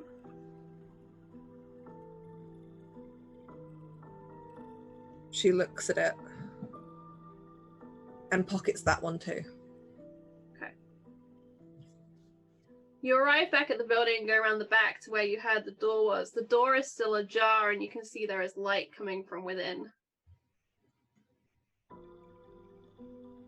There's a heavy smell of patchouli and musk just wafting out of this door. Maggie just makes her way in, calling out for Betty and Chris. Yep, heading in. I was going to say there's a bell on it. Chris would ring it. Gring, gring, as they pull up. Okay. And the sound kind of echoes around the empty streets. And as you draw near to the house, you feel that ominous feeling again, Betty, that strangeness to this place. I think at this point, Betty would say, I think it might be here, this specific place that gives me that feeling. I felt it again as we got closer. Well, creepy old lady, creepy tarot cards. Want to check it out? I mean, this could be a great place to take pictures if there's something odd going on. We've come this far. Photograph everything. Absolutely. So she got a little camera out, ready. Okay. And as you go to the door, you see something moving inside about knee height. And I'd like you to make a spot hidden check. What order are you going in? I imagine Betty first, but correct me if that's wrong. Oh no, I would absolutely send Maggie in first. Maggie will go in first. I don't know if she's got any spare bullets for the gun. If she doesn't, she'll still hold it anyway, just in case it is somebody. Because I don't know if it's loaded. I assume you would have packed A couple of clips, yeah. So she will have probably loaded that at some point by the time they got into Salem, and will kind of butt up against the door, turn the handle, which is already open, and just call out, FBI, call out if you're there. And there is no response to your call, but make a spot hidden for me, please. Extreme. Okay. You see in the dark a small glint, and you hear the sound of a fire crackle, and then this low panting. And answering your call physically rather than vocally, a black Labrador, it's large, slightly graying muzzle, comes out to see you. You spot down on its collar a little tag, and it says Grim.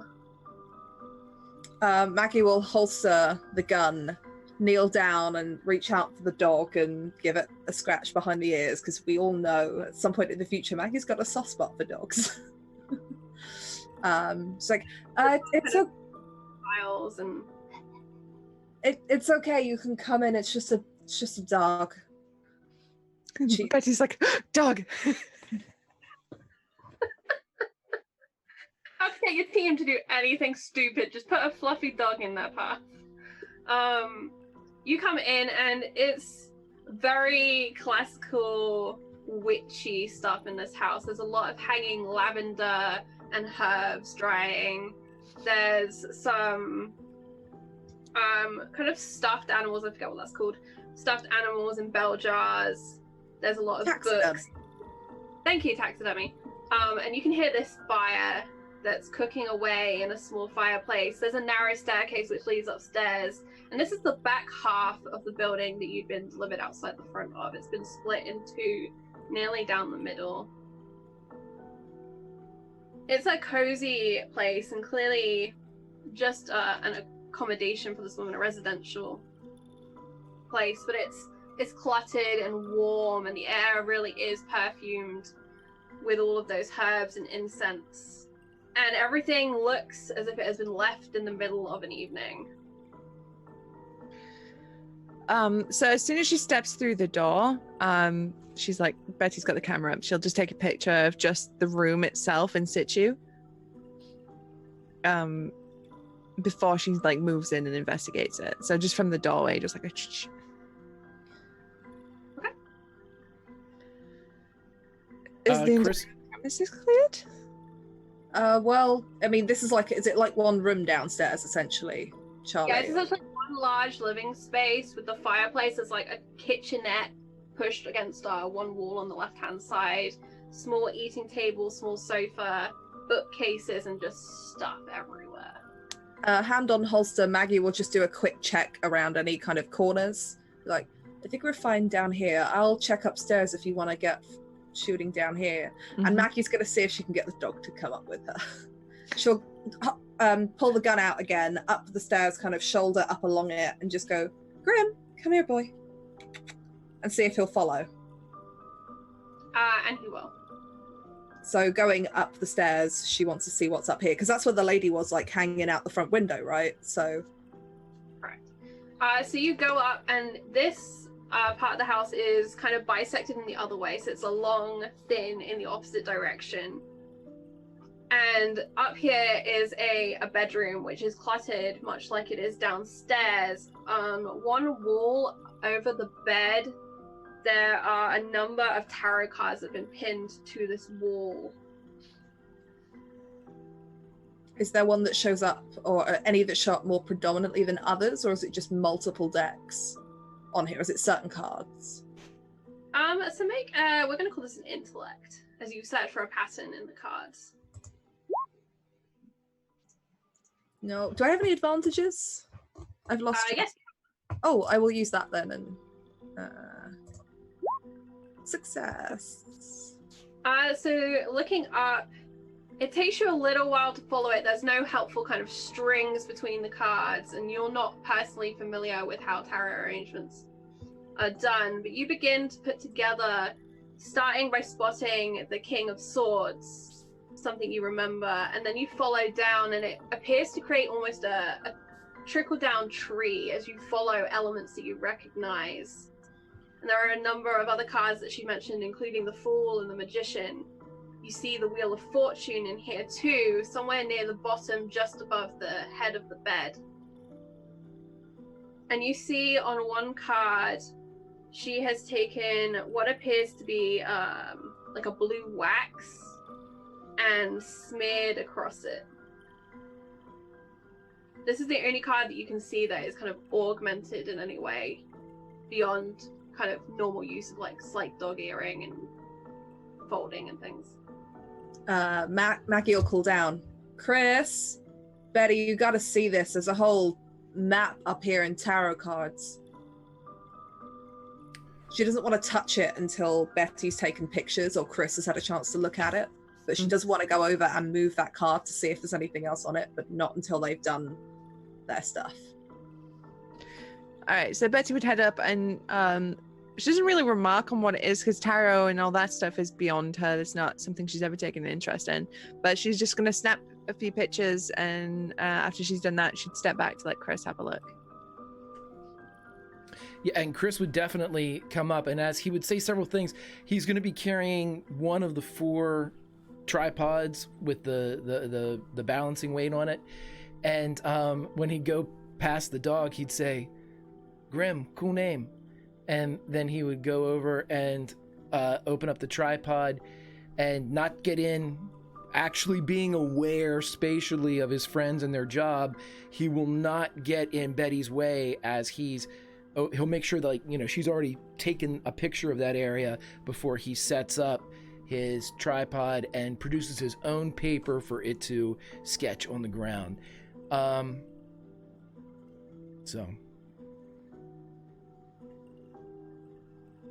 And you set it up, and you see immediately it begins to move, and not in a way that it should be, not in a way that it's just settling from being jostled or anything. It begins to move in a very specific way, and it's almost as if it's being pulled by magnets in strange directions. What instrument have you attached to it? What drawing instrument? Is it a pencil, pen, crayon? It would be really kind of a sharpened piece of charcoal, just so he'd be able to, in case it would drag and drag, he'd be able to get a broader kind of path of how it would go. And so it draws, and it keeps going, and it's there for a long while, and it's hypnotic as it moves across the paper that you've set down for it. And for a long while, you can hear Grim panting, the fire crackling downstairs, and the sound of this charcoal moving over paper. And Maggie, as you direct Betty to look at the cards, and you look closer and you point out the one with the blue smears, it strikes your attention, Betty, in a way that you can't quite explain. As you look at it, it's the tower. It's a crumbling stone tower with lightning striking down on it, and two blue lights. Looks almost like candle wax that's been kind of made with fingers. Like horizontally across. Yes. I think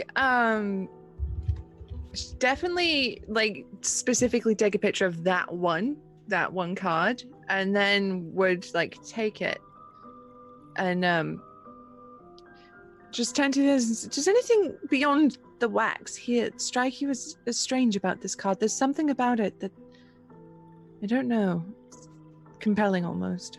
What card is it, Charlie? Can we see the number? It's the tower. Maggie will grab the deck that she's probably shoved in one of her pockets and look through for the tower card. Are they the same tarot deck? As in, is it the same type? They're the same. Cool. In my head, this is the Rider-Waite tarot. I don't know why. Same one I'm using in my head. Yeah, I've got one up there somewhere. The temptation to go and get props now. I don't know where mine is, or I would grab it. She'll hold that one, like the clean card from the deck, up against it. Aside from the blue wax, is there anything different? Is there anything different in the illustration? Has anything else been added to it? This is a good question. Make a spot hidden check for me. Oh no. Rolling things in this scares me. Nope. Okay, you look at it and you can see there's kind of a slight dog ear on it, and a slight crease. But the main difference that strikes you is this wax that's been smeared across it, and it's mostly opaque, so it's obscuring details beneath there. But aside from that, you can see no significant differences in the card. Just the blue wax by the look of it, Betty. There's something, I don't know. Do you mind if I keep hold of this one? Go ahead. Is there anything on the wall where the card was removed from? Like underneath it? As you lift it up, you see written in a black substance the letter M.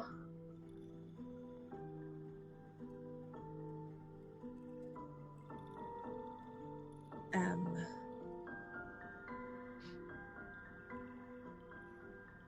You've got photographs of the wall, right? Yes. Maggie will remove a couple of cards around that to see if there's any more writing, like if anything's been covered up. As you remove, you find more letters. Do they spell anything? Initially, they don't appear to. They seem to be random, not enough vowels in some places, and you can't figure out immediately any pattern. If you'd like to try and decipher one, you can roll an intelligence check. I'm tempted to get Chris to do it, as Maggie will like remove cards until she stops finding letters, and then look at Chris and go, Chris, do you see a pattern? Are there words? Is there anything there? You're so much better at this than I am. Sure. I'll take a look. Yeah, so what Chris is gonna do, are you giving him the whole deck? This is up on the wall. I know, but correct. are you giving him the deck as well that these cards came from? Yeah. Minus the Wheel of Fortune and the King of Swords. Okay. Yeah, those are the two she's pocketed for herself that are now safely in her wallet. Okay. So, would you have made it aware that there are 2 additional cards in the deck, just for like counting purposes for Chris? Like, would he know that you have 2? Oh, she'd that... tell him, yeah, because she Okay, knows what you like okay. about numbers. So there'd be 76 in a deck. I should know how many are in a tarot deck. I own enough of them. I don't. I think it's so- 72, but 70. I'm gonna check. 70 sounds like. Yeah. Okay, so what Chris would do then, as soon as he has, the base information for everything, he would then start trying to look for some type of pattern the way that it was set up, whether it would be taking into consideration the reason for their case here, geometry, sunlight. He would also throw in additional variables that they had just found out, ghosts, things that was mentioned by Hudson, 6 letters in the name, as he's going through all these different things and equating them all into, his beautiful mind type of experience. But then whenever he takes a look at all the cards on the wall, if there are numbers that equate to the numbers and the stats on the back of specific baseball cards that he has, he would go through and pull out those cards and slip them under the pin. So he's adding to this, scape that is up. Okay, so there are 78 tarot cards, 22 which are major arcana, which are kind of the magician, the fool, and so on, and then 56 which are broken up into the 4 suits. Which you would note, you currently have 76 of those cards, and you do your work. What would you like to roll for this, Greg? Would you like truth, or would you like your cryptography? I'd like cryptology first, just to see if he can see some type of general pattern to this, and then absolutely he's going to go with truth beneath it. So, green button, be green. No, I'm pushing it. Okay. Super no. Chris' head explodes. You have so many factors in front of you. You have the names on the cards have numbers themselves, then there are letters on the wall. There's a lot of factors that you're currently balancing around. And then you pull out your baseball cards and you begin thinking about those and adding them to the wall. And you just get caught up in all of these things. There's no sense here. Who uses, 78? That's a weird number. 7 plus 8. What is 7 plus 8? And then you're like 15, that's 15 minutes.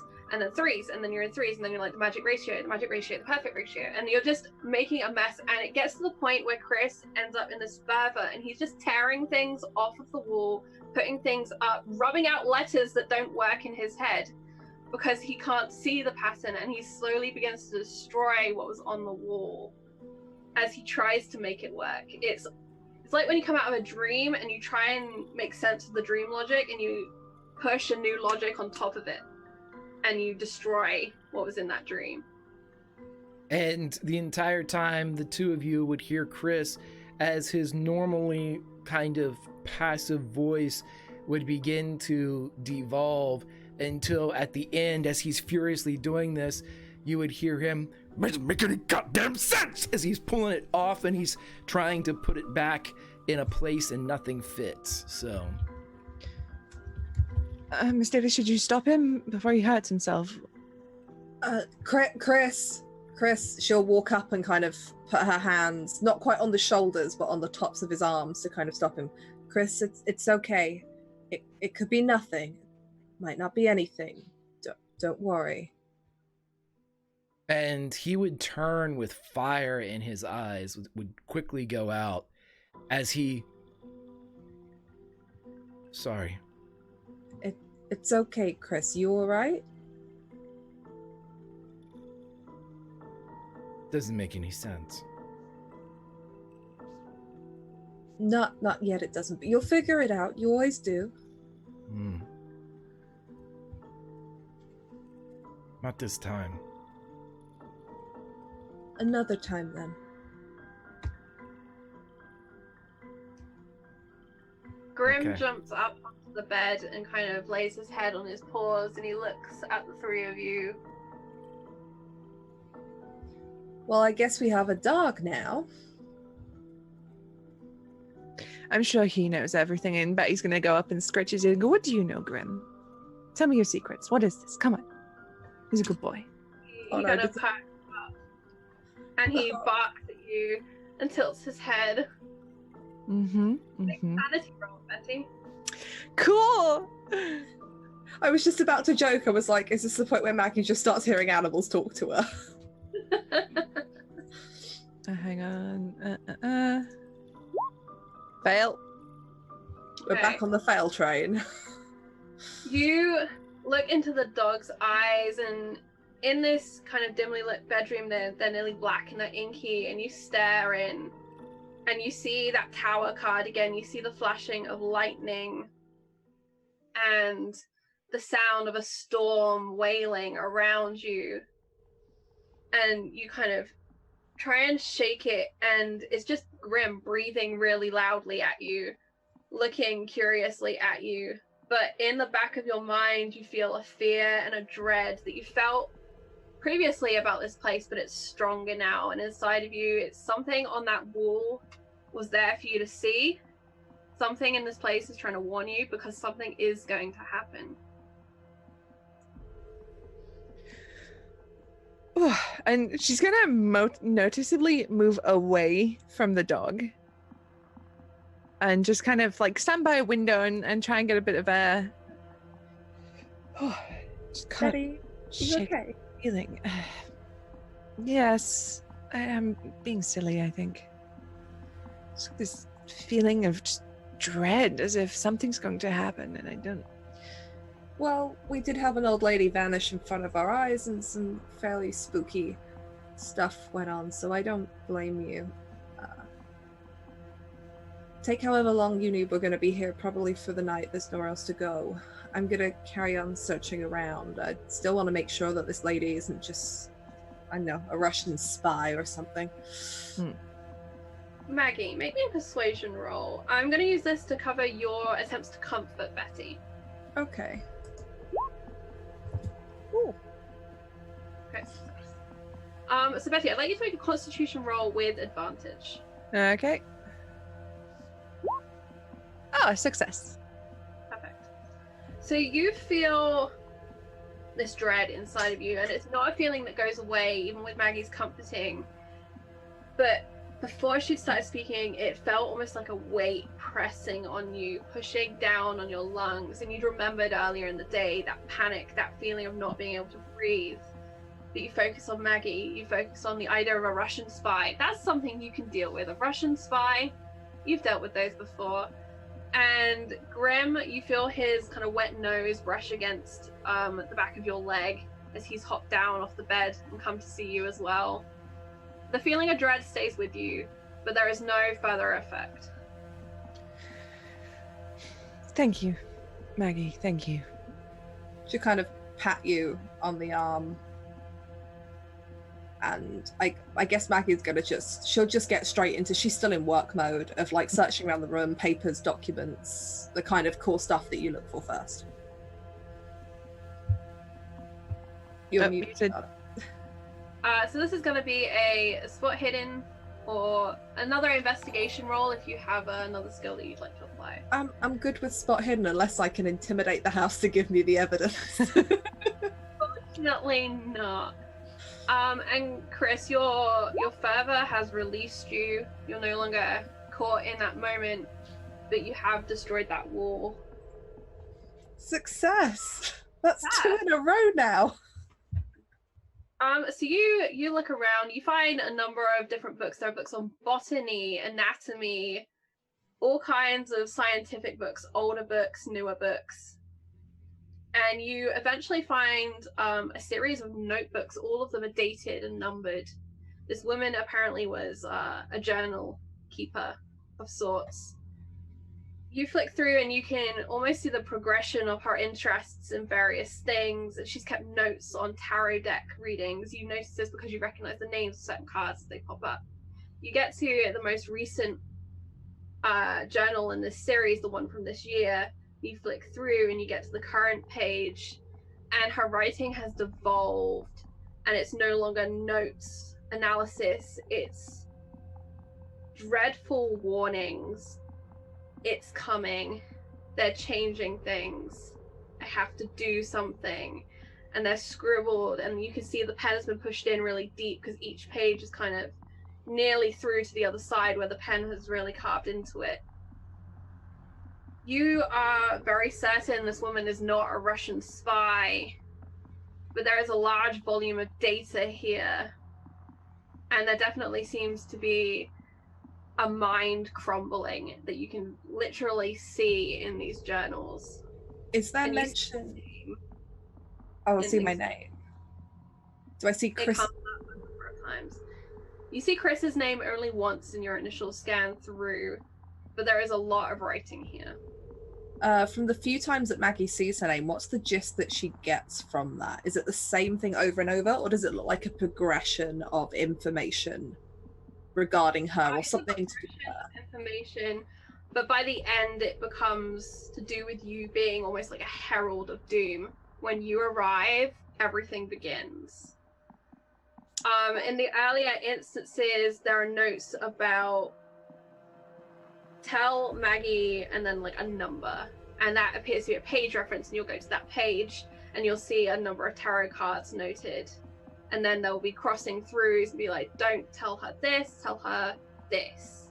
And it's as if this woman is trying to figure out how to give you a coded message but can't find the language because she is seeing outcomes almost of telling you certain things. I feel like Maggie at this point, like seeing her name come up in this, and it's a thing of like, she could have rationalized how the woman knew her in the street. She might have forgotten that she introduced herself.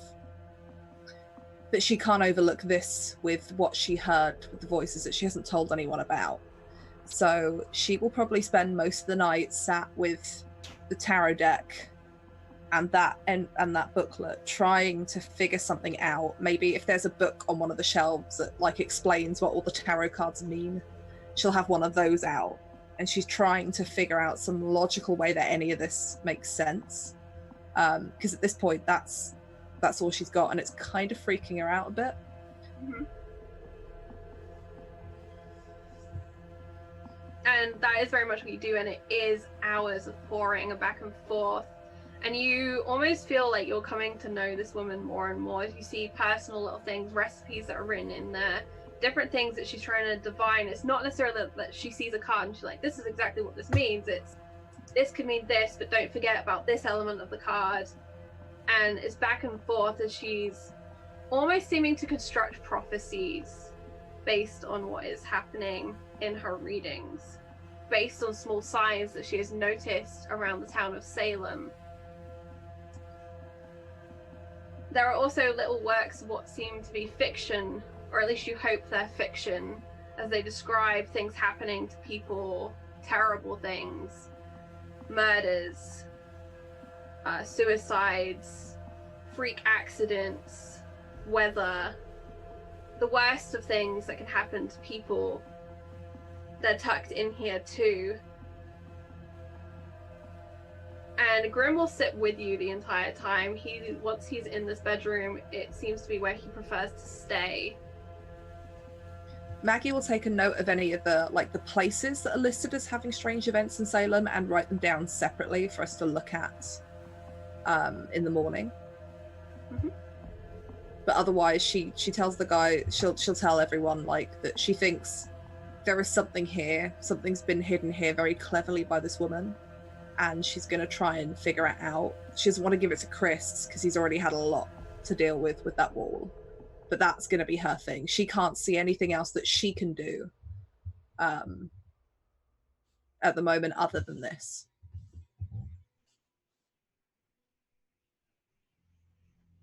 Okay. Chris and Betty, what are you up to while Maggie is working and trying to sort out the information in front of her? Chris would have went out to clear his head, and he's going to set up the rest of the plumb rigs anywhere he can. One on the ground, one on like an adjacent building if he has roof access.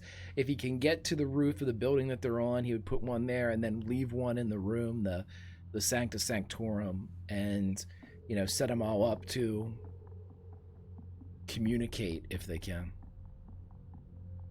Okay, and you will set those up.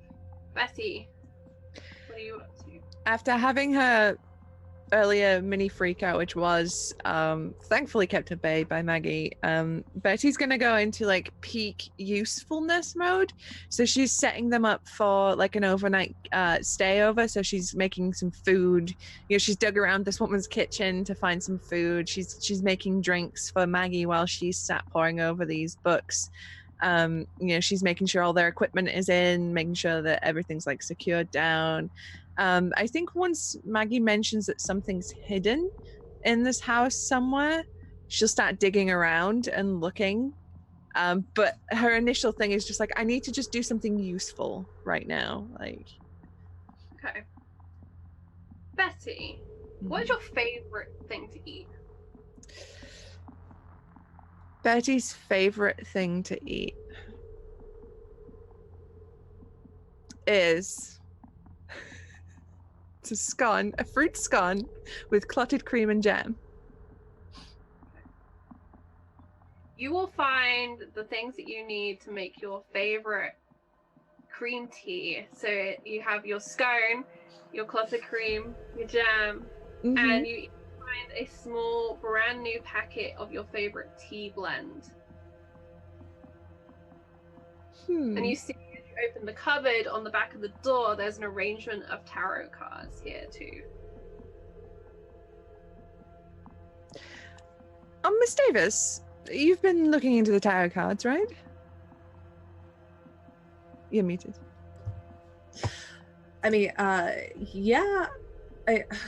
It's really confusing. She makes references to things, which then, to understand them, you have to understand the references made on that. There's a lot of back and forth. I'm not sure I've got anything solid yet. Why? There are more tarot cards in the kitchen. What? And On the Maggie back of the cupboard door. Maggie will leave everything as it is. If she has to weight stuff down with odds and ends, she will. And then she'll head downstairs to see what Betty's talking about. And you come in, and there are a number of minor arcana cards on the back of this cupboard door, just pinned in with like brass thumbtacks. From Maggie's, sure, I imagine it's been like an hour at least by now, by the time we've got sorted. And does she recognize what any of these might mean from what she's been reading so far, between the books on the tarot and the notebook, and any bits she's managed to kind of figure out?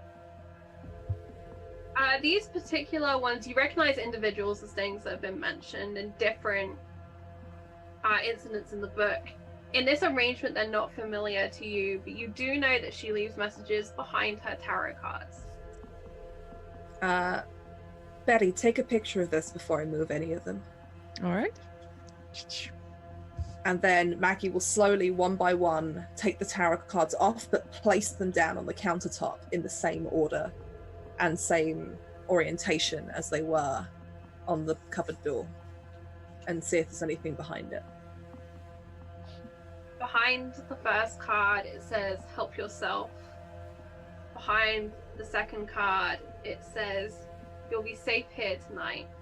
Behind the third card, it says, tomorrow it all begins. Wow, okay. I'm starting to think that when she asked if we needed a psychic, we should have just said yes. And she's gonna take a big swig of tea. Got any of that for me? She'll hand you a cup. Just not even looking, just hand a cup. Maggie will take it, and almost in, hopefully a true British fashion that Betty will admire, will just...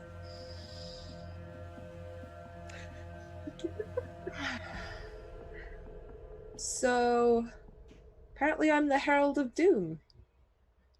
Oh. Yeah. There's a lot of creepy stuff in that notebook. I mentioned a lot. Chris has mentioned once. You're not mentioned at all, oddly enough, although I'm starting to wonder if that's more of a blessing for you than it is a curse, Betty. Perhaps. She just shuts the cupboard. They're just standing there staring at it. Afterwards, she's like, I can't look at this anymore, and just closes it. Should we perhaps check the whole house for more messages? Do you know what? I think that might be appropriate at this point. and less creepy once we find them all. And Well, I mean, at least now we're not going to be taken by surprise. We know what's coming. me, apparently. Okay, so you will spend the rest of the night going around this house, and there are literally small places and small things everywhere. Much like the books, some of them make sense and spooky, some of them mean nothing to you. And by the time the sun is peeking in through the windows of this house and day has arrived, all of your minds have that feeling of, I really should have slept last night. I've stayed up way too long. And being down a rabbit hole that you're not sure you were willing to have tumbled down, but here you are. And Chris, as you go to review your instruments that you've set up, which one do you go and visit first? He would go back through, much like a trapper checking the traps, to the one he placed first, and then so he would go to the one in the room, the one on the roof, the one on the ground, and then the one on the adjacent building's roof if he had access to it. So the one on the adjacent building's roof, it's one of those things where there's no like built access, but it's not impossible if you're really motivated to get up there kind of situations. And I'm imagining he's pretty motivated, so I fully believe Chris somehow climbed that wall and got the thing up there.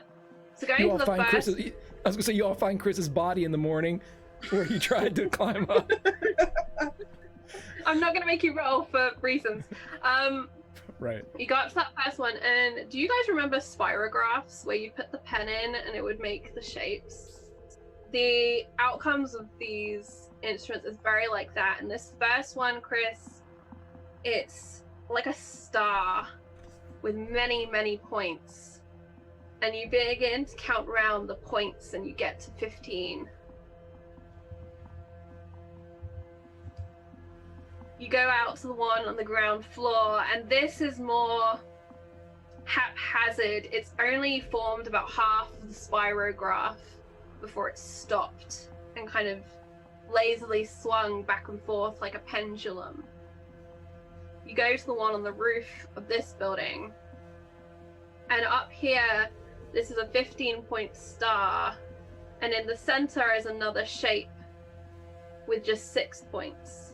And in the center of that, another shape with just 3. A triangle, a perfect triangle. You go to the roof of the adjacent building, and you are shouted at by someone in the street asking what you were doing up there.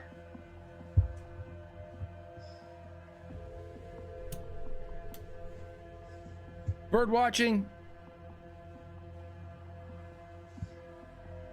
And they, like people in the street who are given an answer to a question, just nod and accept what they're told and move on, kind of frowning, looking back at you, but continuing on. And you get to this one, and it is the other half of the spirograph that you found on the ground floor of the house adjacent. It's the other half of the 15 points, and again, a lazy line where it has been cut off. He would take all those and, you know, so he could fit, lay on top, do things like that to try to get him to work. And if you will allow the person that asked what he was doing, as the person's walking away, Chris would say, "Hey, do you know where we can get black pottery cats?" There's a gift shop up the street. "Do they have black pottery cats?" They got all kinds of that witchy shit. And then you hear another voice go, "Jack, don't swear in the street." "Thanks, Jack." You're welcome.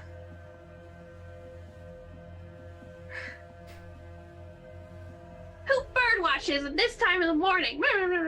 And there's a conversation that goes on between those two individuals as they continue. And you have your 4 spirographs, as I'm going to call them from now on, and come back down. The way down is a little trickier than the way up, and you snag the drain pipe kind of halfway, and it half pulls away from the wall, but you do manage to get to the ground. Your shoulder is sore this morning. Your head is throbbing.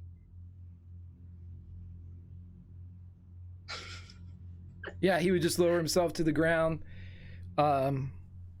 collect his spirographs, and then return to his friends. His adventures concluded for this particular time of the day. And as you all regroup inside and you all have this dizzying feeling, you sit on the couch, on a chair. You sit on the bed up in the bedroom.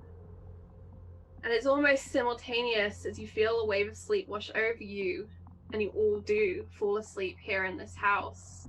Your night was long, your day was even longer, and you drift into sleep. And Chris, you stand in a cafe in a town where all of the people had vanished, but when you'd arrived to investigate, they'd all reappeared. There was no explanation, except you noticed the clock. The time was off. 15 minutes and 6 seconds. The calendar was a year out. And Betty, you dream of a muddy field with lightning that rains down from the sky around you. You see the crumbling tower and 2 blue streaks. But it's the card. The card stands in front of you. It's a hard wall. It's a wall that you can't push through. And as you try and you push, you find a small flake of that wax and you pull it away and you rip a hole in the card and you see through to something terrible, something you can't believe or understand. It's you're in this chair and there's something pointed at your head. And there are these things that they watch you. They watch you and they stare and they change things about you. And Maggie, you dream of your arm, of it being ripped open, of a glow, of a strange orb that is birthed from that tear in your arm. An orb that will lead the way through this swamp that you found yourself in. The air is still patchouli and musk, but it's hot and it's damp. And you find this hangar. You find this strange flying machine. You have to make it work. You have to find the secrets. And you see, caught in the fan, that small torn orb, that balloon, that dead thing.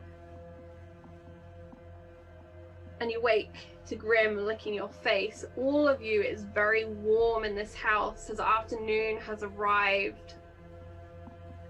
And the sun is just streaming in through the windows. You're not sure how long you've slept, and the dreams, as much as you had them and as vivid as they were, are already beginning to fade, already leaving you.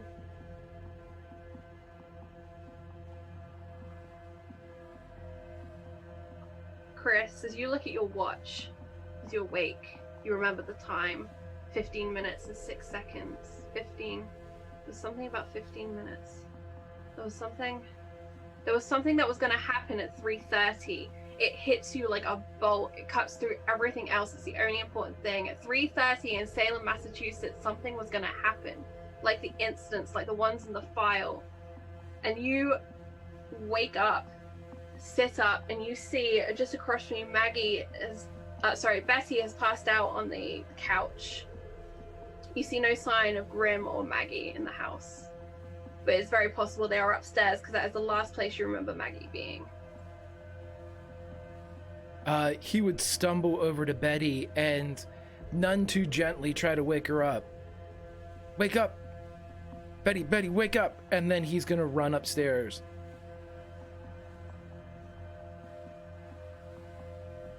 And upstairs on the bed, Grim and Maggie are kind of snuggled together, enjoying the sunshine. He would run over to Maggie and, by the shoulders pressing into the bed. Wake up, 3:30, wake up. Yeah, Maggie was kind of half asleep. She's fallen asleep with one of those notebooks like on her chest, and a piece of paper she's been holding into it to write, and that's how she's fallen asleep at some point in the night. And she kind of wakes up and immediately just like lunges forward, suddenly realizes it's Chris, and stops herself before she like whacks him in the face. Chris, oh God, I thought we talked about this. It's 3:30 now. I don't know what that means. Why we're here? 3:30.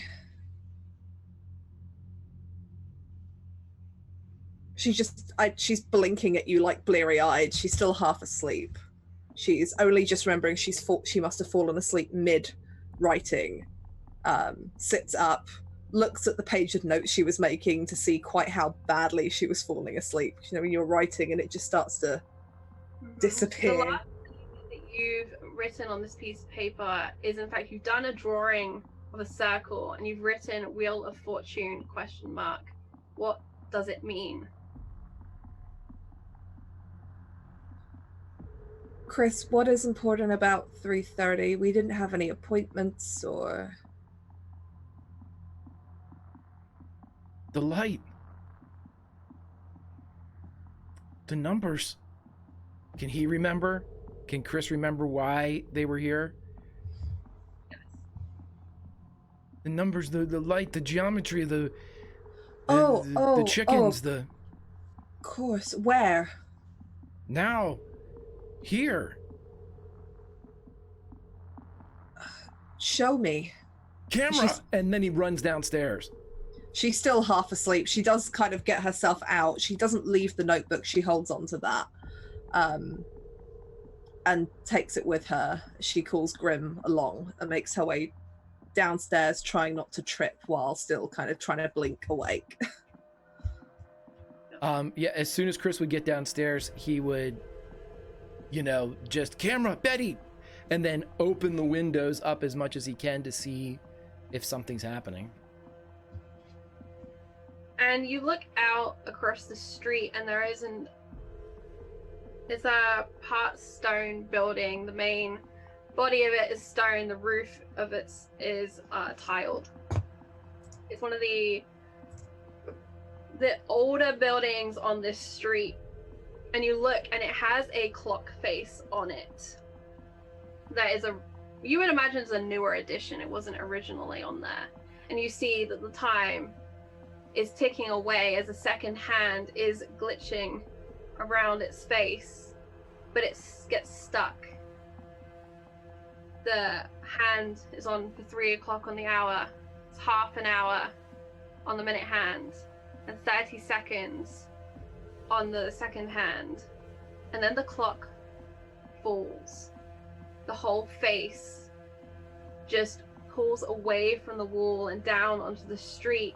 And you see the entire building, it seems to be lurching at a 45-degree angle from about halfway up from the second story, just looming over the street. And you see people walking down below, they haven't noticed. Yeah, I'm just snapping pictures as quickly as I can. Chris would yell for people to get out of the way. And they turn. And I'd like you to make a truth roll, please, Chris.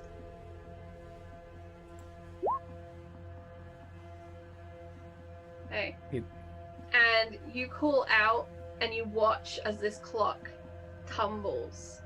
And it's almost in slow motion and it hits a midpoint between where it's fallen from and the street level, and it bends. It almost oozes like a Dali painting and disappears as it crosses through that small horizon line. And the people in the street are startled and they're looking back at you. They want to know what's going on. And as you look at the building, the clock is back on the face. The hands are all ticking, except there is no second hand on the clock anymore. The building is straight. And it is a beautiful sunny afternoon in Salem. Something happened, and when you write the report, you can't quite explain it. There are other incidents, but they're brief and temporary. And Chris, you predicted their spread across the country. You are grateful when certain events don't seem to happen, when nothing happens in locations that you predicted. You leave the small house in Salem And as predicted, Adam Flint is not impressed with the expenditure for the flights, and you are forced to drive all the way back to DC. But that gives you time to talk through it all, to read through it all. Maggie, how many of the journals do you bring with you? She takes all of them. Okay. Betty, is there anything additionally that you will bring with you from the house? She's definitely bringing the tarot card that has the wax on it. But I don't think there's anything else that she would take from the house itself. Okay.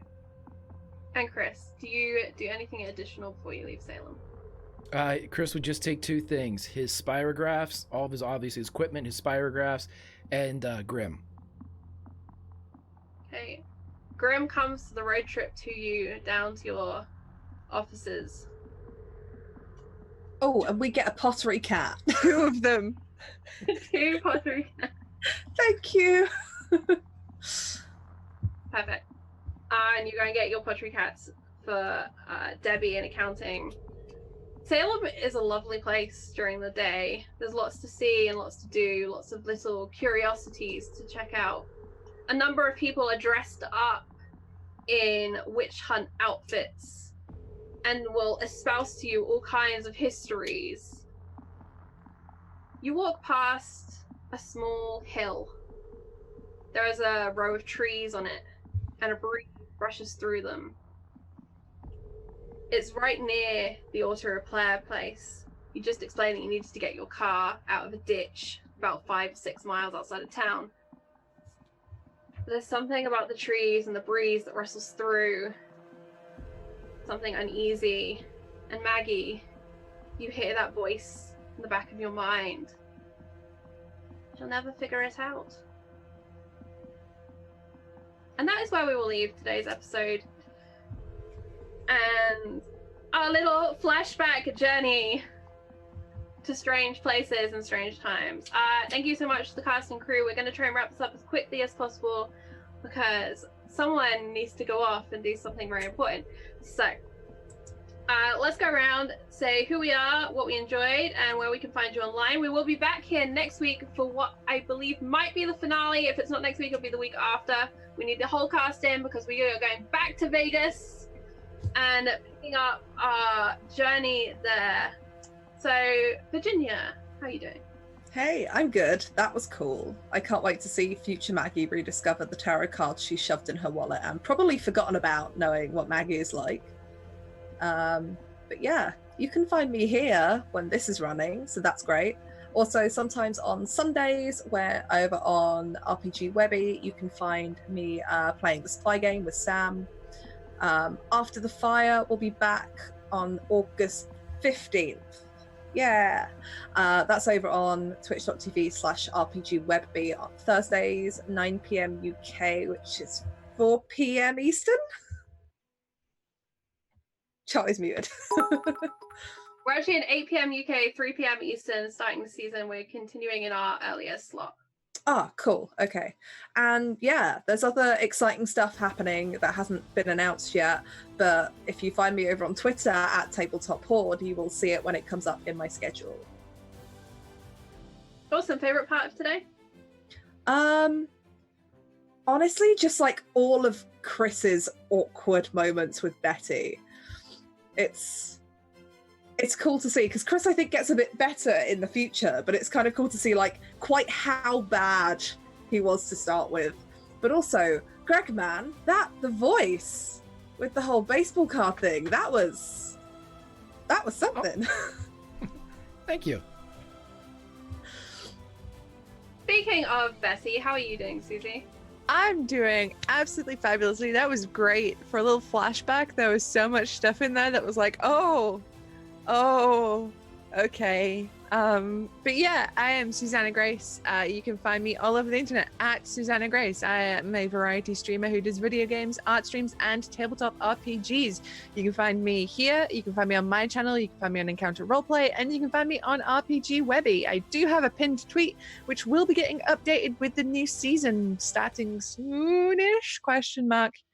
So yeah, check that out.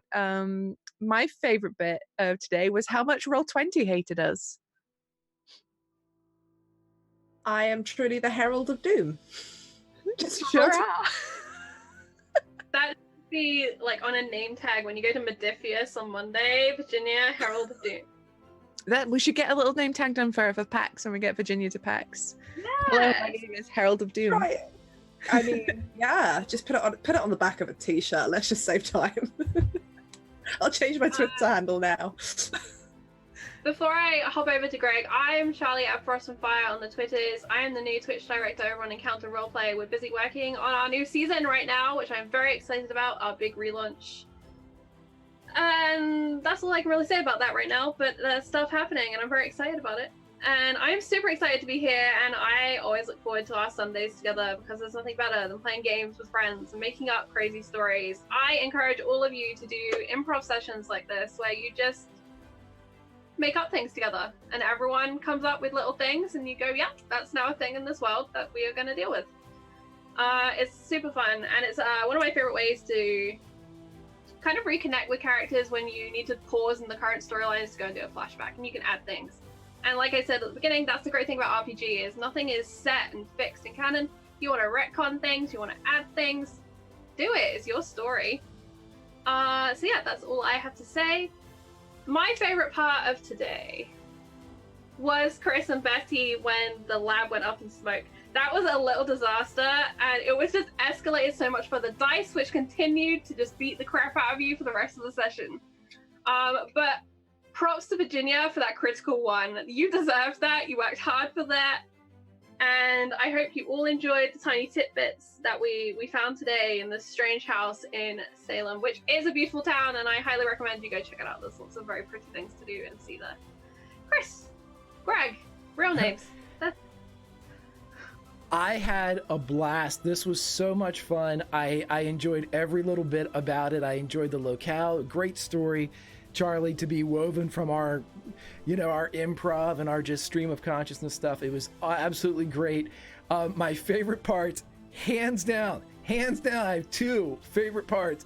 One, Virginia having Maggie open fire on a car that did not drive her off the road, that she crashed into, and then to fulfill I don't know, complete the subterfuge, actually try to shoot the car. I love that. That was one of my favorite things I think it's ever happened in Cthulhu or any RPG. Just that commitment to making sure no one thought it was you. I loved it.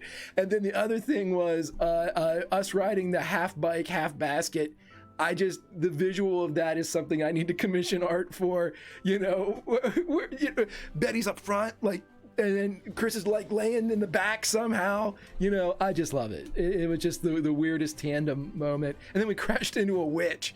Hey, it's Sunday afternoon in Cthulhu, everybody. Grimjack21502 on the Twitter, part of the Tales from the Grim team here on the Twitch. We have a new season starting as well very soon. We have tomorrow night, we have our Star Trek game, which is becoming a full-length campaign. So join us tomorrow night at 9 p.m. Eastern as we do a little Star Trek continuing mission with the USS Athena, NCC 1933. And then back this Wednesday is Donathan Fry's opus to all things Dragonlance and May Black Roses Bloom as we wind down that epic campaign. And then let's see, we have our Alien RPG that we are going to be coming back with a week from Friday. But just forget all that and make sure you're back here next week as we go back to the City of Sin to see exactly if we can put together what these crazy time aliens are up to. I can't wait. I love this group. Charlie, you're fantastic. Anything else from you? Oh, let me see. I will do one tiny plug. The Spy game is in its final week on Kickstarter. Please go and support that. They've just blown past their £25,000 stretch goal. There's some really cool stuff coming up if they can push that even further. Sam has been at Gen Con this weekend hustling his little socks off. Susie, Virginia, myself are all working on the Spy game. I think, Greg, you're going to have an episode of it over here soon. Thank God you mentioned that, Charlie, because it's this Thursday we're having the Spy game here. The Spy game starts at 4 p.m. Eastern time. We're doing a one-shot with the original Call of Cthulhu Encounter roleplay crew, as we have everybody from Lindy to Don to Pruitt to who am I forgetting? Oh my God, Tom, Don, Lindy, Pruitt, me. So yeah, everybody's here, and we're gonna have some fun and play through it. And Sam's gonna see if we can be Trash Fire Spies, and that'll be great. So make sure you're there for that on Thursday as well. Trash Fire Spies guaranteed. We were always disaster spies, Charlie, weren't we? Yeah, can confirm. So with the disaster spies hanging up their hats and their guns for this weekend, relaxing, taking a breath, and waiting for more weird shit to happen. I wish everyone a really great week coming up. Look after yourselves, look after your friends. Come back here and check out all of that amazing stuff that Greg mentioned. Yeah, fantastic, friends. And this is my final send-off and an F you to Roll20. So as the campfire goes down, there's only one thing left to say. You can't always roll nat 20s, but fuck you, Roll20, you can always role play. We'll see you next time, friends.